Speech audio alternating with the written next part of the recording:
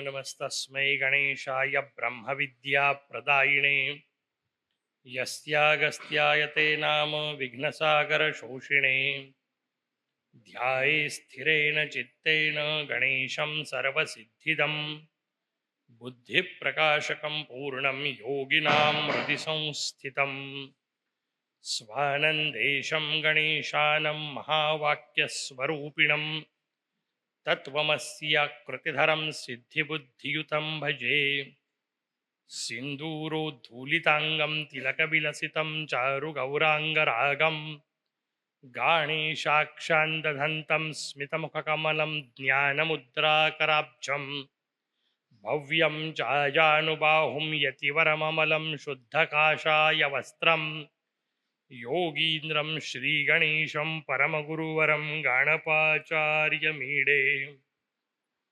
परब्रह्म परमात्मा भगवान श्री मयुरेश्वर, समस्त क्षेत्रवासी देवता, उपस्थित संत सज्जन हो,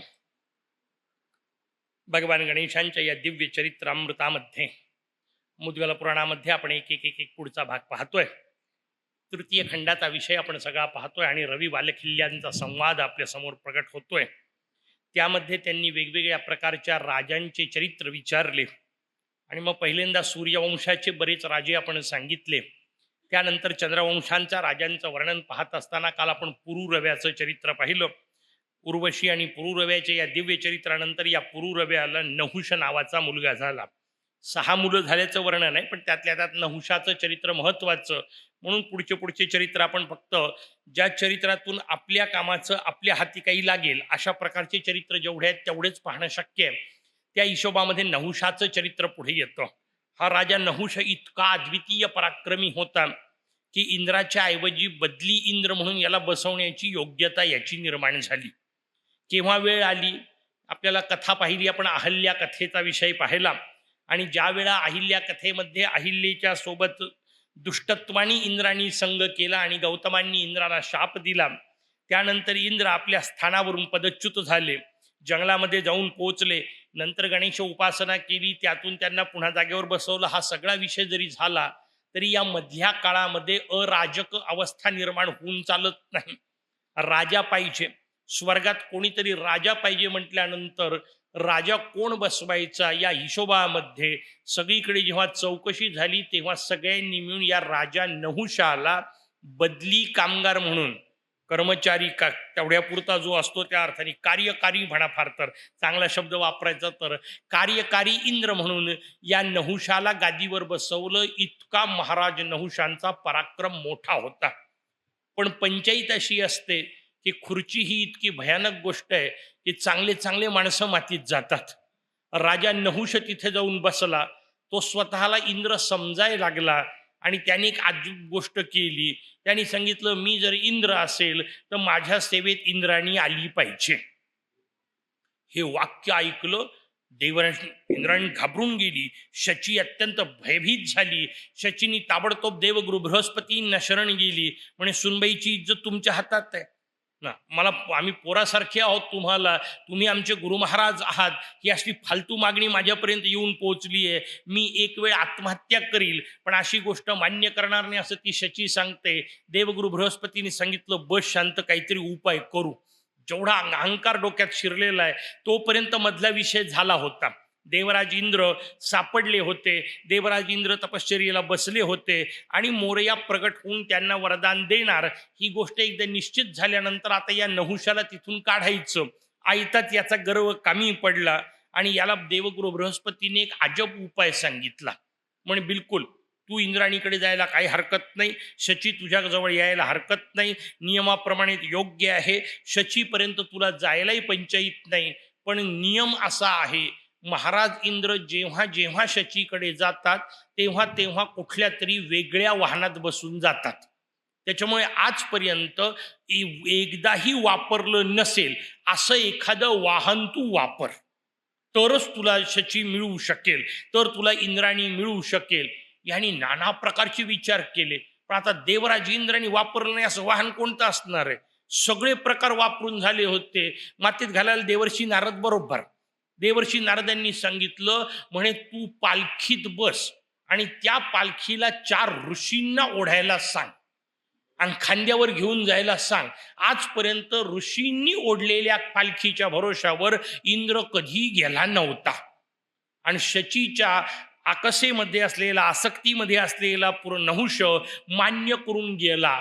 देवर्षी नारदांना सांगण्यात आलं, ठीक आहे 4 ऋषी तुम्ही शोधा. देवर्षी नारदांनी 4 एकापेक्षा एक शोधले. पालखीत बसायची पद्धत असते, एक मांडी घालून बसायची, एक पाय खाली सोडलेला, आणि तो खाली सोडलेला पाय असा हलणार म्हटल्यानंतर इकडच्या बाजूला समोर बरोबर दुर्वास येतील ही योजना नारदांनी करून ठेवली. आणि जसा पाय हलला तसा पाय दुर्वासाला लागला. आता देवराज इंद्र म्हणून त्यांनी एकदा मान्य केलं, 2दा मान्य केलं, हे आपले हळूहळू निघाले. आता हे काय भोई थोडे होते पालखी घेऊन पळायला. जन्मात कधी विषय नव्हता, पण नारदांनी सांगितल्यामुळे मुकाट्यांनी ऐकलं होतं त्यांनी. पण आतमधल्या बसलेल्या राजाला इतकी गडबड होती की तो जोरात निघा या अर्थाने शब्द वापरत गेला. सर्प सर्प, चला लवकर चला लवकर. आणि सर्प सर्प म्हणता म्हणता त्याचा पाय दुर्वासाला लागला आणि दुर्वासांचा क्रोध उफळला. दुर्वास म्हणतात, असशील तिथं सर्प हो. पालखीतल्या पालखीत सर्प व्हायची वेळ त्याच्यावर येऊन पोहोचली. ताबडतोब कशी बशी उडी मारली, पाय धरले. म्हणजे नाईलाज झाला, मूर्खपणा झाला, फार मोठी चूक झाली. सगळं शाप भेटल्यावरच कळतं ना, रट्टा तेव्हा बसल्यावर मग कळतं. त्या हिशोबात पाय धरले आणि विनंती केली, निदान उशाप द्या. त्याने सांगितलं, ठीक आहे, आता तोंडातून तर निघालंय, साप तर तू होशील, अजगर रूपात जाऊन पडशील, एका कोरड्या विहिरीत आयुष्य काढायची वेळ तुझ्यावर येईल, तशा पद्धतीने जाऊन पड. तुझ्या घराण्यात कधी काळी पांडव जन्माला येतील, त्या पांडवांपैकी धर्मराज तुझ्या समोर येतील आणि ते धर्मराज जेव्हा तुला ज्ञान देतील तेव्हा तू मुक्त होशील. तोपर्यंत बस तिथं लटकत. का? कारण अज्ञानाने ग्रस्त झाला होता, मूर्खपणाने ग्रस्त झाला होता. त्याला सुटायचं असेल तर ज्ञानाशिवाय पर्याय नाही. सर्पच का सांगितला? कारण सर्पाच्या बाबतीतला एक मजेदार गोष्ट आपल्याला व्यवस्थित समजून घेतली पाहिजे. सर्पाबद्दल असं सांगितलं जातं, अर्थात ते खरं असण्याचं कारण नसतं, पण त्यातला भाव समजून घेण्यात येईल. सर्पाला मृत्यू नाही असं म्हटलं जातं, ते खरं नाही. जन्माला आलेल्या प्रत्येक जीवाला मरावंच लागतं, पण सर्पाला मृत्यू नाही का? त्याचं उत्तर आहे, सर्प आपली कात टाकतो. सगळ्यांना माहिती असलेली गोष्ट आहे. सर्प आपल्या शरीरावरची कातडी टाकून देतो, नवीन कातडी त्याला येते आणि जणू काही पुन्हा दुसरा जन्म मिळाल्यासारखा तो सळसळ सळसळ करायला सुरुवात करतो. पण त्याच्या आधी विषारीच असतो, त्याच्यानंतरही विषारीच असतो. तुम्ही म्हणाल आपल्याला कथा का सांगितली? त्याचं उत्तर आहे, आपली काय वेगळी अवस्था आहे. आतापर्यंत किती काती टाकल्या? 83,99,999 कातीच होत्या ना. ह्या सगळ्या कातडी टाकत टाकत टाकत या 84 लाख नावाच्या कातीत आलो नाही का. विषारीपणा गेला नाही, तो जशाला तसा, टू बी कंटिन्यू नाही का. वाईटपणा जशाला तसा आलेला आहे. जन्मानुजन्म शरीर रूपी कात आपण टाकतच आलेलो आहे, पण जन्मानुजन्म शरीर रूपी कात बदलत आलो, तरी नवीन नवीन जन्म घेतच आलो, तरी त्याच विषयाला पुढे चालवतोय. ही जी अवस्था आहे, ही अवस्था आपल्याला व्यवस्थित समजून घेतली पाहिजे. नहुषाच्या कथेच्या रूपातून हे सांगायचं असतं. अशा पद्धतीचे महाराज नहुष एका नदीत कोरड्या विहिरीत येऊन पडले. वर्षानुवर्ष गेले. कधी काळी पांडव जन्माला आले. त्या पांडवांना वनवास झाला. वनवासात सगळे पांडव जेव्हा जाऊन पोहोचले तेव्हा पाणी शोधण्याकरता त्या विहिरीच्या जवळ भीमराज येऊन पोहोचले आणि यांनी त्या भीमाला पकडलं. काय ताकद असेल? ज्या भीमाच्या समोर हत्तीची ताकद नाही त्या भीमाला यांनी पकडलं. नाक काय असेल विचार करा. अर्थात इंद्राला मदत करणारा होता तेव्हा बाकीच्या गोष्टी तर होत्याच. त्यांनी त्या भीमाला पकडलं. भीम सुट्टा सुटेना. भीम जोरात ओरडायला लागला. त्याच्या आवाजाने स्वाभाविक, कारण त्याला काही लाऊडस्पीकरची गरज नव्हती, येऊन पोहोचला. भीमाची रचना म्हणून मजेदार आहे ना. ते सगळा विषय आपल्याला समजून घेण्यासारखा आहे. जेव्हा विषय वनवासात निघाला, पुढे अज्ञातवास झाला. अज्ञातवासामध्ये विषय असा ठरला होता की हे पुरुरव्याचं चरित्र असल्यामुळे पुढचा विषय आला म्हणून सांगून घेतो आपल्याला. या अज्ञातवासात असं ठरलं होतं की या 6 जणांनी एकत्र राहायचं. 5 पांडव आणि द्रौपदी 6 जणांनी एकत्रच राहायचं. आणि हे 6 ओळखू आले तर यांना पुन्हा 12 वर्ष वनवास आणि 1 वर्ष अज्ञातवास. आता मला सांगा, यांना न ओळखू येण्यासारखं कोण होतो याच्यात? धर्मराजाला ओळखू येण्याचा काही विषय होता? त्यांचं तेज कसं लपवाल तुम्ही? किती मेकअप केला आणि काही बदल केला गेटअप मध्ये, धर्मराजाचं तेज लपू शकत होतं का? द्रौपदी सारखी सुंदर स्त्री त्या काळात नव्हतीच. नकुल सहदेव त्या काळातले सर्वाधिक सुंदर पुरुष म्हणून त्यांचं वर्णन आहे. ती लपू शकत नव्हते. बरं, हे सगळे एक वेळ तुम्ही कसे ना कसे लपवले असते, भीमाला आयडेंटिटी कार्डची गरज होती का? कारण या मापाचं दुसरं सॅम्पलच नव्हतं ना. ओळखूच येत होता हा भीमच आहे, त्याला काय दुसरी गरज होती? सगळे ओळखू येत होते, ओळखू एकच येत नव्हता, त्याचं नाव आहे वीरश्रेष्ठ अर्जुन. कारण कारण त्याला शाप दिला होता याच उर्वशीने. हा अर्जुनही मदतीला गेला. काय एक एक राजे आहेत ना आपले, अर्जुन इंद्राच्या मदतीला, अर्थात इंद्राचाच अवतार आहे, इंद्राच्या तिथे गेला आणि स्वर्गात गेल्यानंतर तो या उर्वशीकडे मन लावून पाहतोय. इंद्राला वाटलं भाळला म्हणून सारखा टक लावून पाहतोय. इंद्राने सांगितलं संध्याकाळी त्या उर्वशीला की तू जाऊन अर्जुनाची सेवा कर. ती जशी येऊन पोहोचली, हा ताडकन उठून उभा राहिला, पाय धरले. हे असं काय करताय? म्हणजे अगं, आमच्या कुळाण्याची घराण्याची देवता आहेस तू, आमच्या मूळ पुरुषाची पत्नी आहे, मातृत्वाच्या नजरेने मी तुझ्याकडे पाहत होतो. ती म्हणते आमच्याकडे असे नाते नसतात. हा म्हणे तुमच्याकडे नसतात म्हणून काय झालं, आमच्याकडे असतात ना. नाही, तुझं काही असेल, मला माझं चारित्र्य महत्वाचं आहे. त्यावेळा अर्जुनाला शाप मिळाला होता उर्वशीकडून की स्त्रीच्या भावनांची कदर न करणारा तू नपुंसक होशील. भगवान श्रीकृष्णाला त्यांनी धावा केला, पण हे काय करायला गेलो, चांगलं चारित्र्यवान राहायला गेलो ना असा शाप. कृष्ण म्हणतात हरकत नाही, 1 वर्षाकरता मी मिनिमाइज करतो तुझा शाप. 1च वर्ष तो शाप टिकेल आणि त्यावेळा तो बृहन्नडा अवस्थेत राहिला आणि त्याच्यामुळे ओळखून न येता जगला. हे सगळे घराण्याचे एकमेकाशी संबंध आहेत. कोणाच्या डोक्यातच आलं नाही की भगवान शंकरांना आपल्या धनुष्याने मारणारा वीरश्रेष्ठ अर्जुन पायात चाळ बांधून नाचू शकेल, ही कल्पनाच आली नाही कोणाच्या डोक्यात. आणि त्याच्यामुळे अर्जुन ओळखू नाही आले फक्त, आणि एकटे अर्जुन ओळखू नाही आले म्हणून बाकीचे वाचले. प्रत्येक वेळा अर्जुनाचा हिशोब वाचवण्याचा इतक्यात महत्वाचा आहे. आणि मागे भगवान श्रीकृष्ण आहे, तो विषय फार महत्वाचा, म्हणून पांडव जिंकतात प्रत्येक वेळा. इथला विषय आपल्या समोर आला. भीमाला पकडलं आणि भीमाला पकडल्यानंतर धर्मराज तिथे येऊन पोहोचले आणि भीमाने धर्मराजाचा आणि या नहुषांचा संवाद मुद्गलांनी फार सुंदर रीतीने सांगितला. नाना प्रकारचे प्रश्न विचारले, अशी शृंखला आहे प्रश्नाची. पहिला प्रश्न विचारलाय सत्य काय, दुसरा प्रश्न आहे असत्य काय. सगळे प्रश्न एकदम आहेत, त्याचे सगळ्यांची उत्तरं धर्मराजांनी एकदम दिलेत, पण एवढे आपल्या लक्षात सुद्धा राहणार म्हणून टप्प्याटप्प्याने आपण पाहू. सत्य काय? धर्मराजांनी उत्तर दिलं ब्रह्म सत्यम. एक ब्रह्मच फक्त सत्य आहे, बाकी सगळं असत्य आहे. असत्य शब्द समजून घ्या, असत्य याचा अर्थ पूर्ण नाही असं नाही. जगताला दुसरा प्रश्न आहे असत्य काय, सांगितलं जगत मिथ्या. हा सगळं जगाचा पसारा जो आहे तो मिथ्या आहे. हा मिथ्या शब्द व्यवस्थित समजून घेतला पाहिजे. मिथ्या शब्दाचा अर्थ नसणे असा नाही.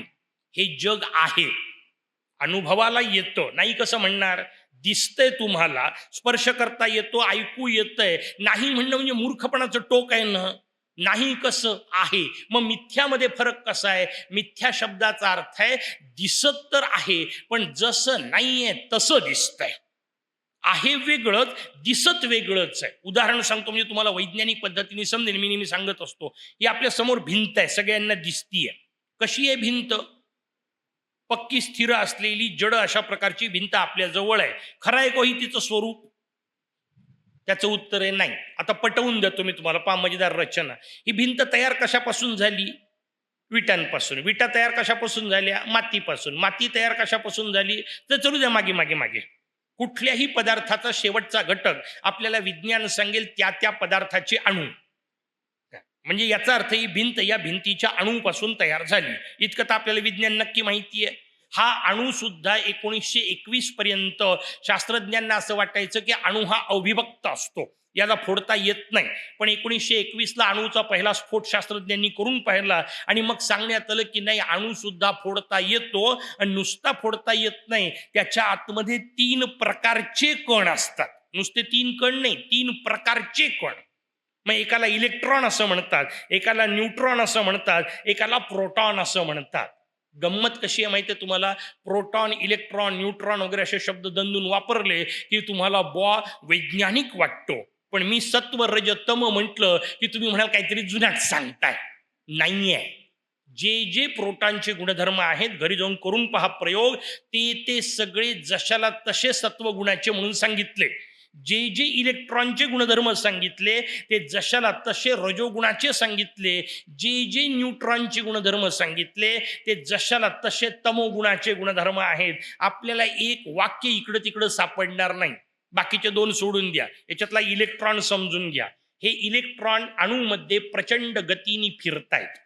सगळ्यांनी शिकलं, एवढं विज्ञान इथं बसलेला प्रत्येक जण शिकलाय. इलेक्ट्रॉन प्रचंड गतीने फिरतायत, या वाक्याचे 3 अर्थ आहेत. फिरतायत या वाक्याचा अर्थ पोकळी आहे, कारण पोकळी असल्याशिवाय फिरणे नावाची गोष्ट शक्य नाही. म्हणजे प्रत्येक अणू पोकळ आहे. पहिला अर्थ कळला. दुसरा अर्थ, फिरतायत याचा अर्थ तिथं गती आहे. याचा अर्थ प्रत्येक अणू गतिशील आहे, आणि गती आहे या वाक्याचाच अर्थ आहे चैतन्य आहे. कारण गती हा चैतन्याचा गुणधर्म असतो. वाक्याचा अर्थ प्रत्येक अणू हा पोकळ आहे, प्रत्येक अणू हा गतिशील आहे, प्रत्येक अणू हा चेतन आहे. मला सांगा, अशा अब्जावधी अणूंची जर भिंत बनली असेल तर भिंत कशी असायला पाहिजे? भिंत पोकळ आहे, भिंत गतिशील आहे, भिंत चेतन आहे. बुद्धीला पटतं, डोळ्याला दिसू शकत नाही. का? डोळ्यांची ताकद नाही. ती ताकद वाढवावी लागेल, मग दिसेल. नाही असं नाही, ती ताकद वाढवली की शक्य आहे. पण प्रत्येक असलेली भिंत ही खरं तर पोकळच आहे. पण ती पोकळ असण्याच्या ऐवजी भरीव वाटते, ती गतिशील आहे त्याच्याऐवजी ती स्थितिशील वाटते, ती चेतन आहे त्याच्याऐवजी ती अचेतन वाटते. यालाच माया असं म्हणतात. मा म्हणजे नाही, या म्हणजे जी. जी अवस्था नाही ती दिसणे, यालाच तर माया म्हणतात. पोकळ असलेली भिंत भरीव दिसणे, याला माया म्हणतात. मग हे संपूर्ण विश्व असंच आहे.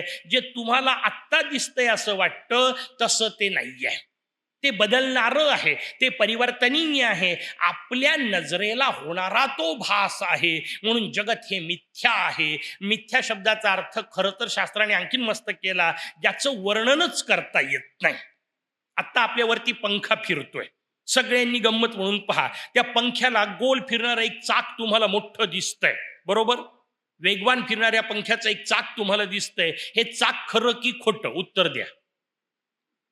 उत्तरच नाही. हे चाक खरं की खोटं? तुम्ही खोटं म्हणाल तर दिसत आहे ना प्रत्यक्ष. खोटं कसं काय म्हणता? बरं, खरं म्हणावं तर 3 पातेच आहेत. चाक कुठं आहे?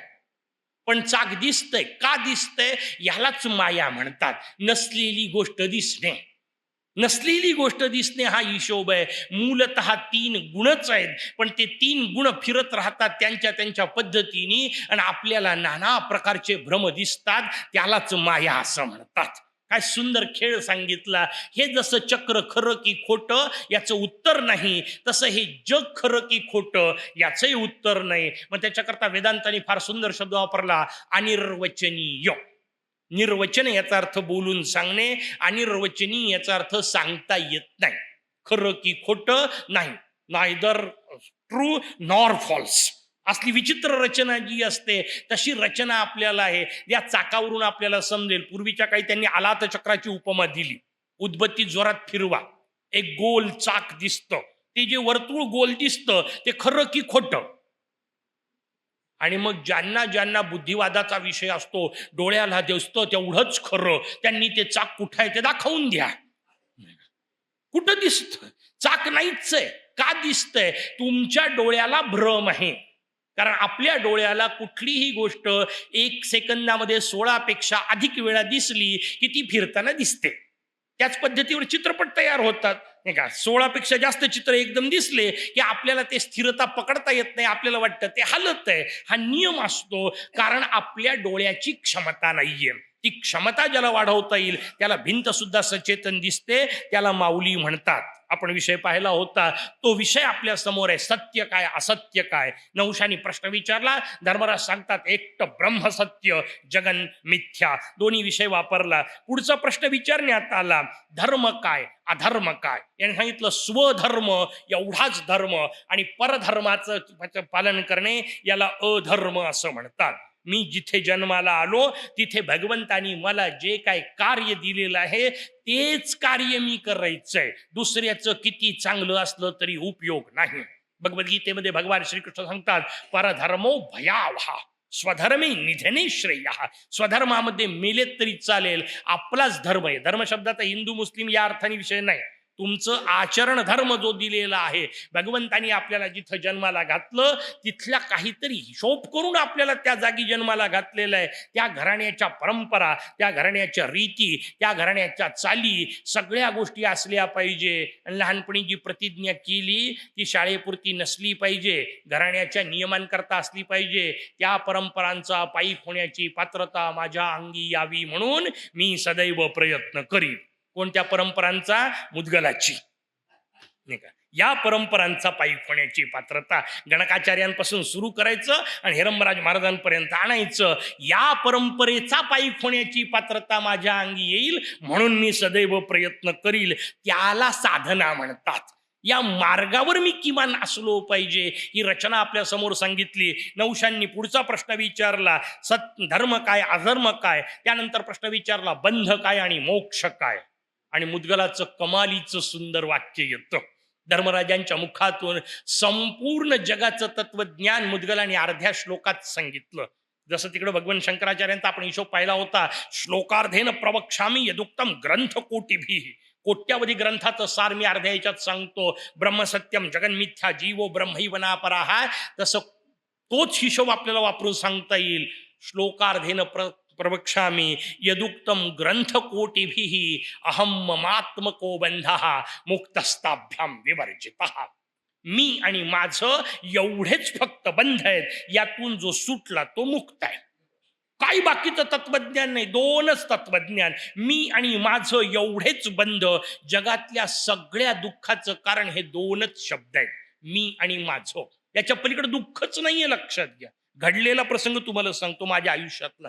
सकाळी मी उठलो, माठ आणला होता. उन्हाळ्याचे दिवस होते, थंडगार पाणी प्यायला मिळावं म्हणून अप्रतिम माठ आणला. आमच्याकडे ते काळ्या मातीचे सुंदर माठ मिळतात, पण ते आणल्याबरोबर वापरता येत नाही. 2-3 दिवस त्याचे सोपस्कार करावे लागतात, कारण नाही तर मातीचा वास येतो, त्याला तो गंध येतो. त्याच्यामुळे नाईलाजाने 2-3 दिवस पाणी भरून ते प्रत्येक वेळा फेकत राहावं लागतं, पुन्हा पुन्हा भरावं लागतं. त्या पद्धतीने मी तो माठ तयार केला 2-3 दिवस. नंतर थंड पाणी मिळावं म्हणून बाहेर ठेवला. सकाळी उठलो, लोटी घेतली, माठात बुडवली. हाताला तेल लागलं होतं की डोळ्यावर झापड होती माहीत नाही. लोटी हातातून सुटली आणि माठातून खालून बाहेर पडली. माठ गेला. इतकं वाईट वाटलं, इतकं वाईट वाटलं. एवढ्या मेहनतीने माठ आणला होता, 40 रुपयाचा होता, वगैरे वगैरे सगळं आठवलं. किती मेहनत केली होती. 4 तास मी त्या दुःखात होतो, नाही का? 4-5 तास मी त्याच दुःखात होतो. माठ गेला, माठ गेला, माठ गेला. 4-5 तासांनी दुःख कमी झालं होतं. कुठलंही दुःख काळाच्या हिशोबात टिकत नाही. कितीही मोठं दुःख झालं तरी जास्तीत जास्त 14 दिवस टिकतं. कळलं की नाही? 14व्या दिवशी तो म्हणतो जाऊ दे, गेला तर गेला, आण जिलेबी, नाही का? संपलं दुःख. जास्तीत जास्त दुःख 14 दिवस टिकतं. माझंही दुःख 4 तासांनी गेलं. 2-4 दिवसानंतर तर दुःख पूर्ण विसरून गेलं. 2-4 दिवसानंतर मी चित्रपट पाहत होतो. त्या चित्रपटातल्या नायकाने खलनायकाला उचललं, गोल गोल फिरवलं आणि एका माठाच्या घडवंचीवर फेकलं.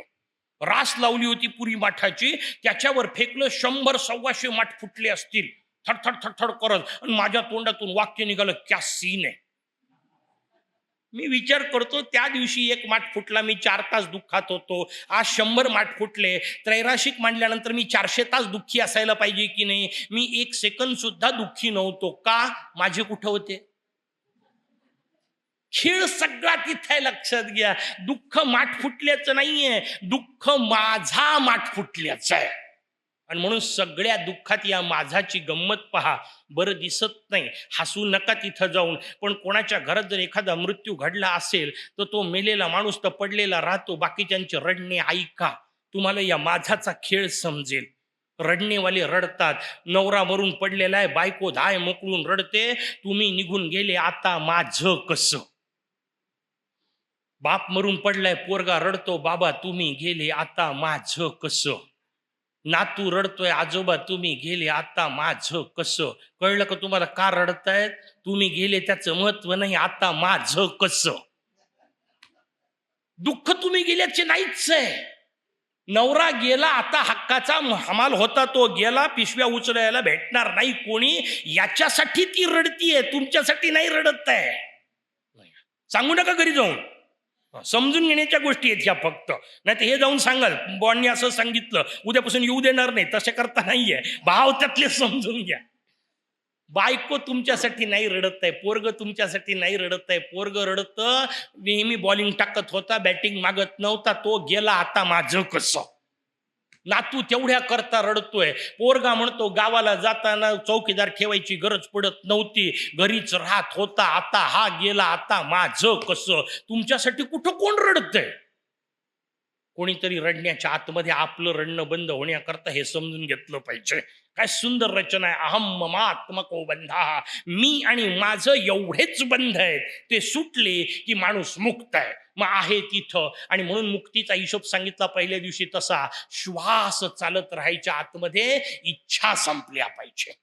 काय सुंदर रचना आहे. दोन गोष्टी दिल्या, श्वास आणि इच्छा. काहीतरी एक आधी संपणार. श्वास आधी नाही संपले पाहिजे, इच्छा आधी संपल्या पाहिजे. श्वास चालत राहतील, त्याला म्हणतात मुक्ती. अहम ममात्मको बंधा मुक्तस्ताभ्याम विवर्जितः. दोनचं वर्णन केलं. पुढचा प्रश्न विचारला, कर्म काय, अकर्म काय, विकर्म काय. याने सांगितलं शास्त्राने सांगितलं तसं वागणे याला कर्म असं म्हणतात. कुठल्याही फळाची अपेक्षा न ठेवता कार्य करणे याला अकर्म म्हणतात. आणि शास्त्रांनी न सांगितलेलं आपल्याच मनाने करत फिरणे याला विकर्म म्हणतात. माणूस नेमकं करतो काय पकड आहे. आणि 5000 वर्षापूर्वीचा संवाद आहे ना, धर्मराजाचा नवशाचा संवाद आहे. 5000 वर्षी या संवाद झाले. 5000 वर्षानंतरही जशाला तसा लागू आहे. आणि धार्मिक ग्रंथांचं हेच मोठं वैभव आहे, लक्षात घ्या. बाकी सगळ्या ग्रंथांमध्ये आणि धार्मिक ग्रंथांमध्ये, बाकी सगळ्या कलाकृतीमध्ये आणि धार्मिक कलाकृतीमध्ये, बाकी सगळ्या गीतांमध्ये सुद्धा आणि धार्मिक गीतांमध्ये हा मूलभूत फरक आहे, लक्षात घ्या. कितीही सुंदर गाणं तुम्ही तयार करा, लक्षावधी त्याच्या कॅसेट निघतील, अब्जावधी त्याला लाईक्स येतील, कोट्यावधी त्याला इकडं तिकडं फिरवल्या जाईल, पण ते गाणं जास्तीत जास्त 6च महिने चालतं. वस्तुस्थिती आहे ना. कितीही गाजलेलं गाणं जास्तीत जास्त 6च महिने चालतं. मी कॉलेजमध्ये उदाहरणं देताना मुद्दाम सांगत असतो, आपल्याला ऐकून माहिती असायला हरकत नाही. म्हटलं किती नाचली तरी शांताबाई 6 महिन्यात शांत होते. 6 महिन्यानंतर बाबूराव आला होता का गेला होता आठवत नाही. 6च महिने टिकणार आहेत हे गाणे, लक्षात घ्या. 6 महिन्यानंतर ते गाणं बोरच होतं, बरोबर की नाही. पण 800 वर्षानंतरही मित्रांनो जे बोर होत नसते ना, त्याला पसायदान म्हणत असतात. किती वेळा ऐकलं, हजारो वेळा, पण पसायदानाचा कंटाळा येत नसतो. कारण पसायदान हे गाणं म्हणून तयार झालेलं नसतं, ती माऊलींनी मागितलेली विश्वकल्याणाची प्रार्थना असते. रामायणाची स्टोरी इथं बसलेल्या कोणाला माहित नाही हो, प्रत्येकाला माहिती आहे. 10 वेळा ऐकलं, 15 वेळा ऐकलं, 20 वेळा ऐकलं. असं काही होणार आहे का की मागच्या बाणी सांगताना सांगितलं रामाने रावणावर आक्रमण केलं आणि मग रावण मारल्या गेला, आता नवीन बॉनी काहीतरी चेंज केला पाहिजे स्टोरीत म्हणून राम मेले, असं होईल का कधीतरी? पक्क माहितीये पुढं काय होणार आहे. उत्सुकता नावाची गोष्ट नाही. पुढच्या कथेत काय होणार, पुढच्या घटनेत काय होणार हे आपल्याला वर्षानुवर्ष माहिती आहे. आणि तरी रामायण ऐकावं वाटतं. हे रामायणाचं वैभव आहे, महाभारताचं वैभव आहे. सगळं माहिती आहे तुम्हाला पुढं काय होणार आहे. 50 वेळा भागवत ऐकले तरी ऐकावं वाटतं, हेच कौतुक आहे. आणि हे मी माझ्या मुदगलाचं सांगतो, शेकडो वेळा वाचलं, प्रत्येक वेळा नवीनच वाटतंय. हे त्या ग्रंथाचं वैभव आहे. आणि प्रत्येक वेळा ते आपल्याला नवीन दृष्टी देतं. जसा सूर्योदय किती वेळा पाहिलं तर कंटाळा येत नसतो, तशी मुदगलाची अवस्था असते. कारण हे रविस्वरूप आहेत, त्याच अर्थाने वेगळ्या. त्याच्यामुळे रविस्वरूप असलेलं मुदगल जितके वेळा वाचाल नवीन अर्थ कळतो, नवीन दृष्टी मिळते, नवीन दिवस नव्या पद्धतीने जगता येतो. याला कर्म म्हणतात. हे वाचत असताना एका मोरयाच्या कृपेशिवाय कशाचीही अपेक्षा न ठेवणे याला अकर्म म्हणतात. आणि बाकीच्या फालतू गोष्टींसाठी उपासना करत बसणे याला विकर्म म्हणतात. आपल्या कामाचं लावून घेऊ ना. 5000 वर्षापूर्वी त्यांनी सांगितलं नाही, आपला हिशोब सांगितला, पुढचा हिशोब सांगितला, एक एक गोष्ट मागितली. दैवत कशाला म्हणतात, सार कशाला म्हणतात, असार कशाला म्हणतात. महाराज नहुष सांगतात, एका गणराजालाच फक्त दैवत म्हणतात. ते एकच दैवत आहे, बाकी सगळे त्याचे अंश आहेत. सार कोणतं, नवविधा भक्ती त्या मोरयाची, एवढंच सार आहे. आणि असार काय, त्यांनी सांगितलं या संसाराची इच्छा हेच असार आहे. या संसारातून सुखी होण्याची कल्पना हेच असणार आहे. हा संसार तुम्हाला जन्मात सुखी करू शकत नाही, कारण सुख देण्याची त्याची ताकदच नाही. तात्कालिक मिळेल म्हणून पुढचा शब्द, खरं तर सुखाचा विषय हरकत नाही, सुख मिळतं असं तरी म्हणू शकतो. सुखाच्या पुढचा शब्द सांगितला आनंद. पण सुखाची एक गडबड आहे, लक्षात घ्या. संसार सुख देत नाही असं नाही, देईल, आनंद देऊ शकत नाही. आणि सुखाची एक गडबड अशी विचित्र आहे की सुखाच्या सोबत दुसरा शब्द अपरिहार्यपणे येतो, त्याचं नाव आहे दुःख.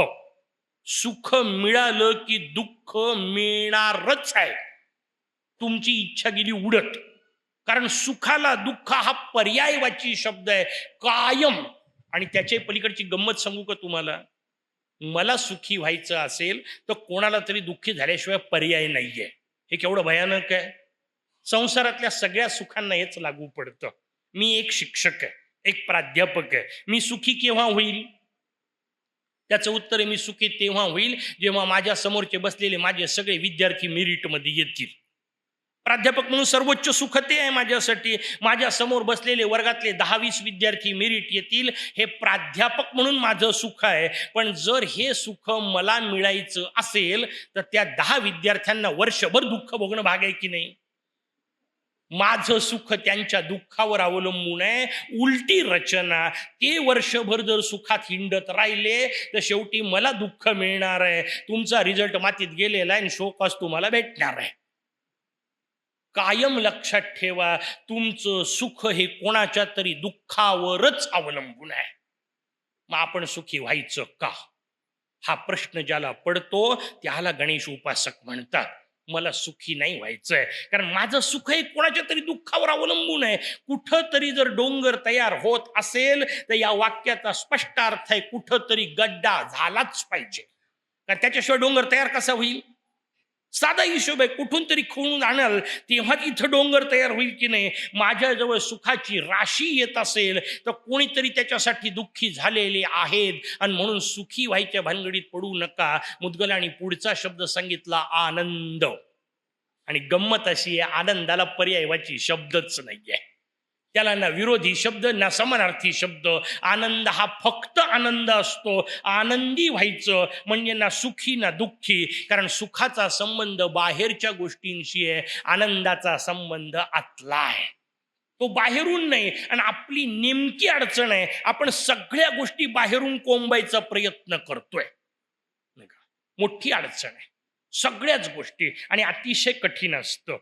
एखादा शेतकरी, आपल्यापैकी प्रत्येकाने शेती केली असेल, नसेल केली तर निदान पाहिली असेल. शेतकरी शेतीमध्ये नांगराई करता सुरुवात करतो, केवढी कठीण काम आहे. जमीन किती टणक आहे हो.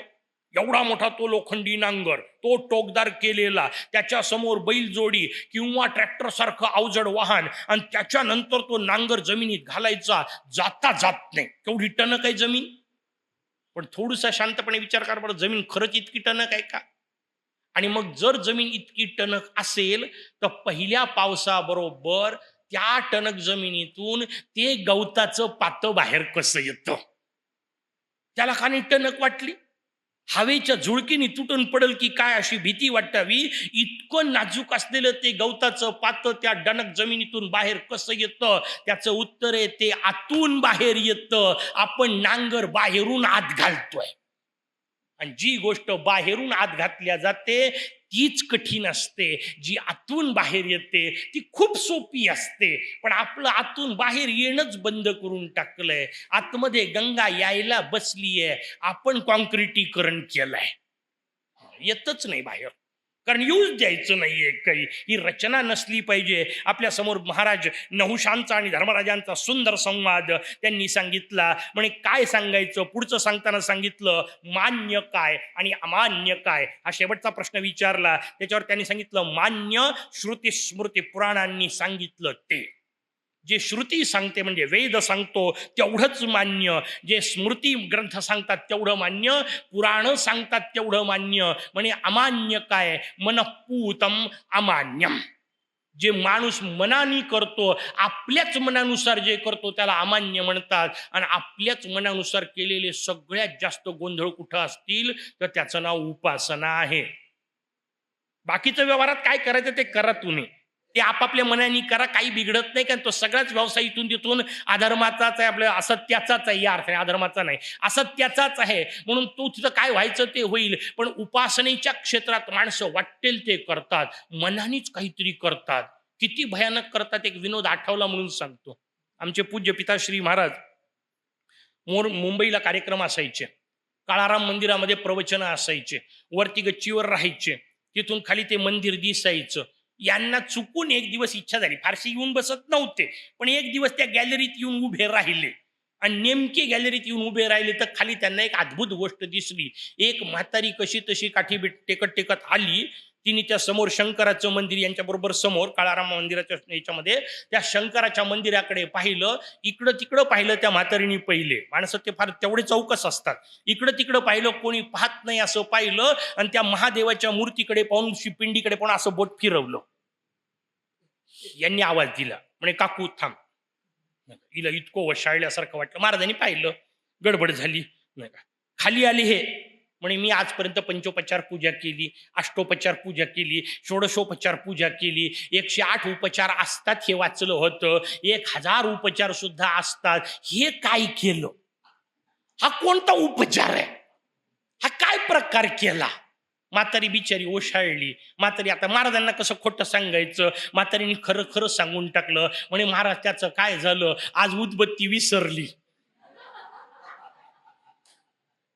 आता उदबत्ती विसरली म्हणून इथं बोट फिरवायचं हिनी, महादेवानी हिच्या घरी जायचं, हिचं नळकंड शोधायचं, त्यातली उदबत्ती काढायची, पेटवायची, सुगंध घ्यायचा आणि पुण्य हिला द्यायचं. याला मनपूतम म्हणतात. हा बावळटपणा नाही चालत. शास्त्रात सांगितलेल्या मार्गानेच असलं पाहिजे. श्रुते प्रमाणोक्त पद्धतीने जीवन असलं पाहिजे. मला वाटतं तसं मी करतो हा प्रकार चालत नाही. मला वाटलं तसं जमेल तसं आम्ही आपलं भक्ती करतो असला प्रकार चालत नाही. शास्त्राने सांगितलं तसंच. नहुषाने सगळे उत्तर ऐकले आणि महाराज नहुष मुक्त झाले. कारण हे उत्तर जर ऐकले तर माणूस मुक्त होतो. किंवा आम्ही ऐकले, जमलो, त्याचं उत्तर एक कानावरून गेले. ऐकले का पहा. ऐकले, हे जे गोष्टी सांगितल्या त्या सगळ्या अंतरी जर भिनल्या, अहम ममात्मको बंधा भिनलं, अकर्म करायचंय, निदान विकर्म करायचं नाही, मनपूत वागायचं नाही, हे आतमध्ये भिनलं तर मुक्ती गॅरंटीने मिळते. कारण आनंदाचा संबंध आहे. असं वागले की आपोआप आनंद आहे. तो सगळा संवाद आपल्या समोर आला. आणि मग या नहुषाचा पुढचा विस्तार सांगायला सुरुवात केली. सगळे राजेमधले आपण सोडून देऊ. पुढचा एक अद्वितीय राजा झाला. त्या राजाचं नाव होतं ययाती. कथा अत्यंत सुंदर आहे, मोठी समजून घेण्यासारखी कथा आहे. आपल्यापैकी अनेकांनी कदाचित त्याच्यावरची कादंबरी, वि. स. खांडेकरांनी लिहिलेली अत्यंत सुंदर कादंबरी महाराष्ट्राच्या इतिहासातली आपल्याला त्याच्यावर मिळते. ते सगळं कथानक मुळात ययातींनी दिलेलं इथलं आहे. किती वेगवेगळ्या कथा एकत्र आहेत पहा. राजा ययाती नावाचा राजा होऊन गेला.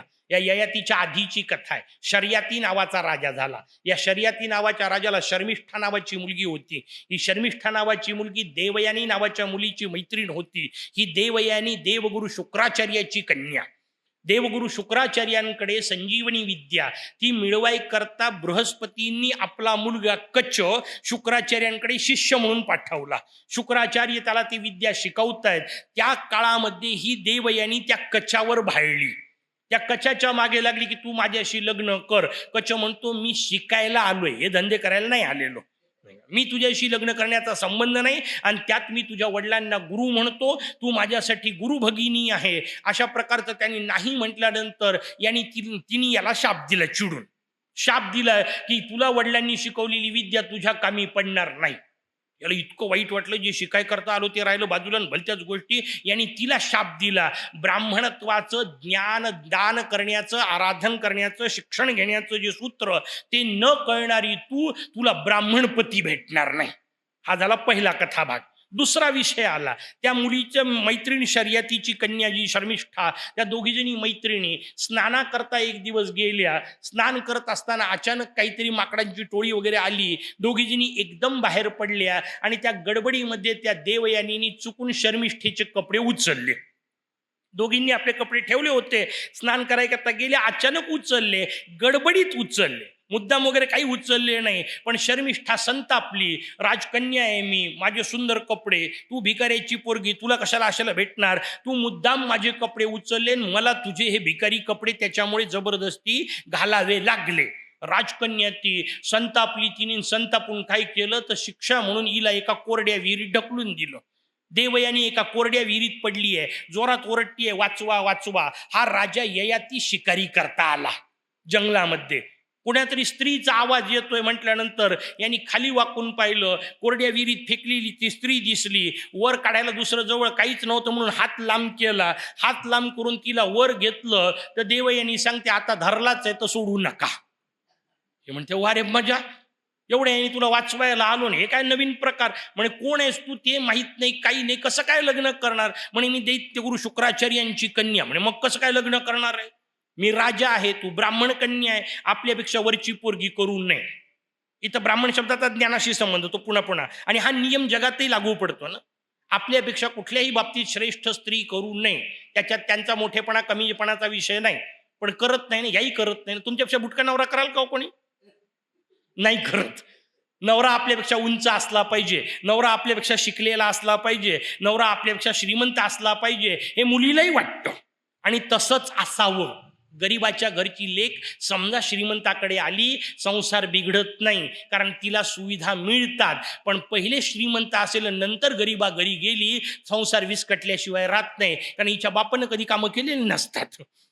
समजून घेण्यासारखा विषय. म्हणून आपल्यापेक्षा श्रेष्ठ जागी कन्येचं दान करावं, हा जो विषय सांगितला तो त्यातून आलेला आहे. म्हणून राजाने गुरुची कन्या करण्याचा विषय नव्हता. तो म्हणतो, मी तुझ्याशी लग्न करू शकत नाही. हिने सांगितलं, काळजी करू नका, मला तसाही शाप आहे, ब्राह्मणपती भेटणारच नाहीये, त्याच्यामुळे तुम्ही लग्न करायला हरकत नाही. या दोघांचं लग्न झालं, पण नुसतंच लग्न नाही झालं.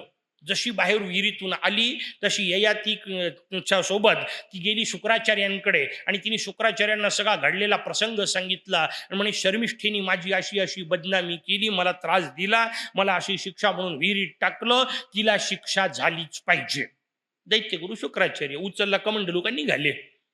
राजा शर्यतीच्या महालात शर्यतीला सांगण्यात आलं, ज्या पोरीनी माझ्या पोरीचा अपमान केला ती उद्यापासून माझ्या पोरीची दासी होते की नाही सांग, नाही तर पाणी हातात घेतो.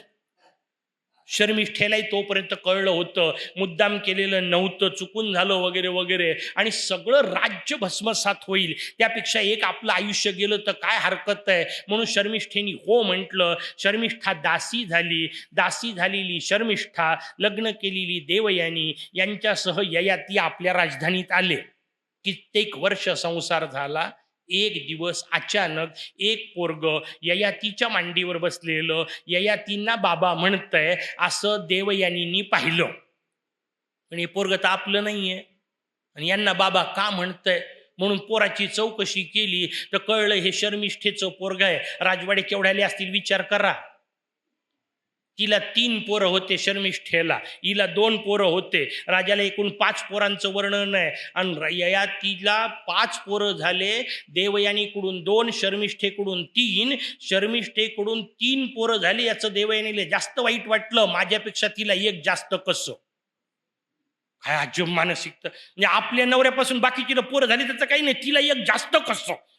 कशाचं दुःख होईल माणसाला सांगता येत नाही. तिला एक जास्त कसं, या दुःखामध्ये ती तन तन तन तन करत पुन्हा आपल्या बापाकडे. हिने नवऱ्याने मला फसवलं आणि तिने आपल्या सवतीला हे केलं, माझी दासी होती तिला सवत केलं. तिला 3 पोरं होईपर्यंत हिला पत्ता लागला नाही. राजवाड्याचे व्याप केवढ्याले असतील विचार करा, नाही का. त्यानंतर हिला कळलं. हिने जाऊन पुन्हा शुक्राचार्यांना तंतन करत सगळं सांगितलं, आणि संतापलेल्या शुक्राचार्याने शाप दिला, तारुण्याच्या उन्मादात मूर्खपणाने वागणारा तू ताबडतोब म्हातारा हो.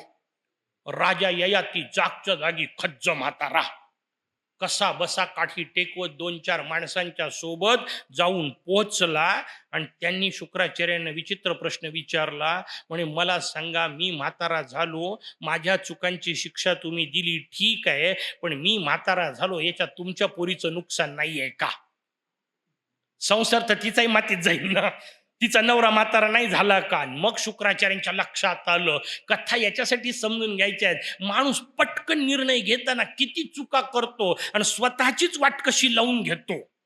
निर्णय शांतपणे असले पाहिजे, विचार करून निर्णय घेता आले पाहिजे, आणि विचार करून निर्णय त्यालाच घेता येतात ज्याला बुद्धी मिळते, आणि बुद्धी फक्त बुद्धिपती जवळ मिळते.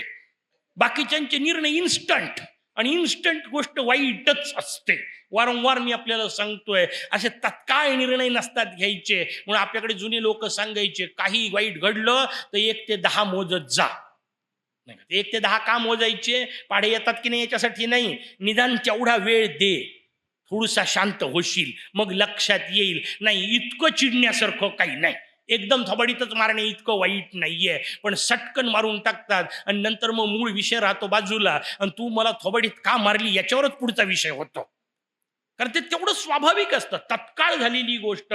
मग यांच्याही लक्षात आलं आपली चूक झाली, आपण वाईट वागलो, यांनी सांगितलं आता तर इलाज नाहीये, जे घडलं ते घडलं, पण एक उपाय आहे, चल मी तुला सांगू शकतो. तुला 5 पोरं आहेत, त्या पोरांपैकी जर कोणी तुला तारुण्य द्यायला तयार असेल तर मी एक्सचेंज ऑफर करू शकतो.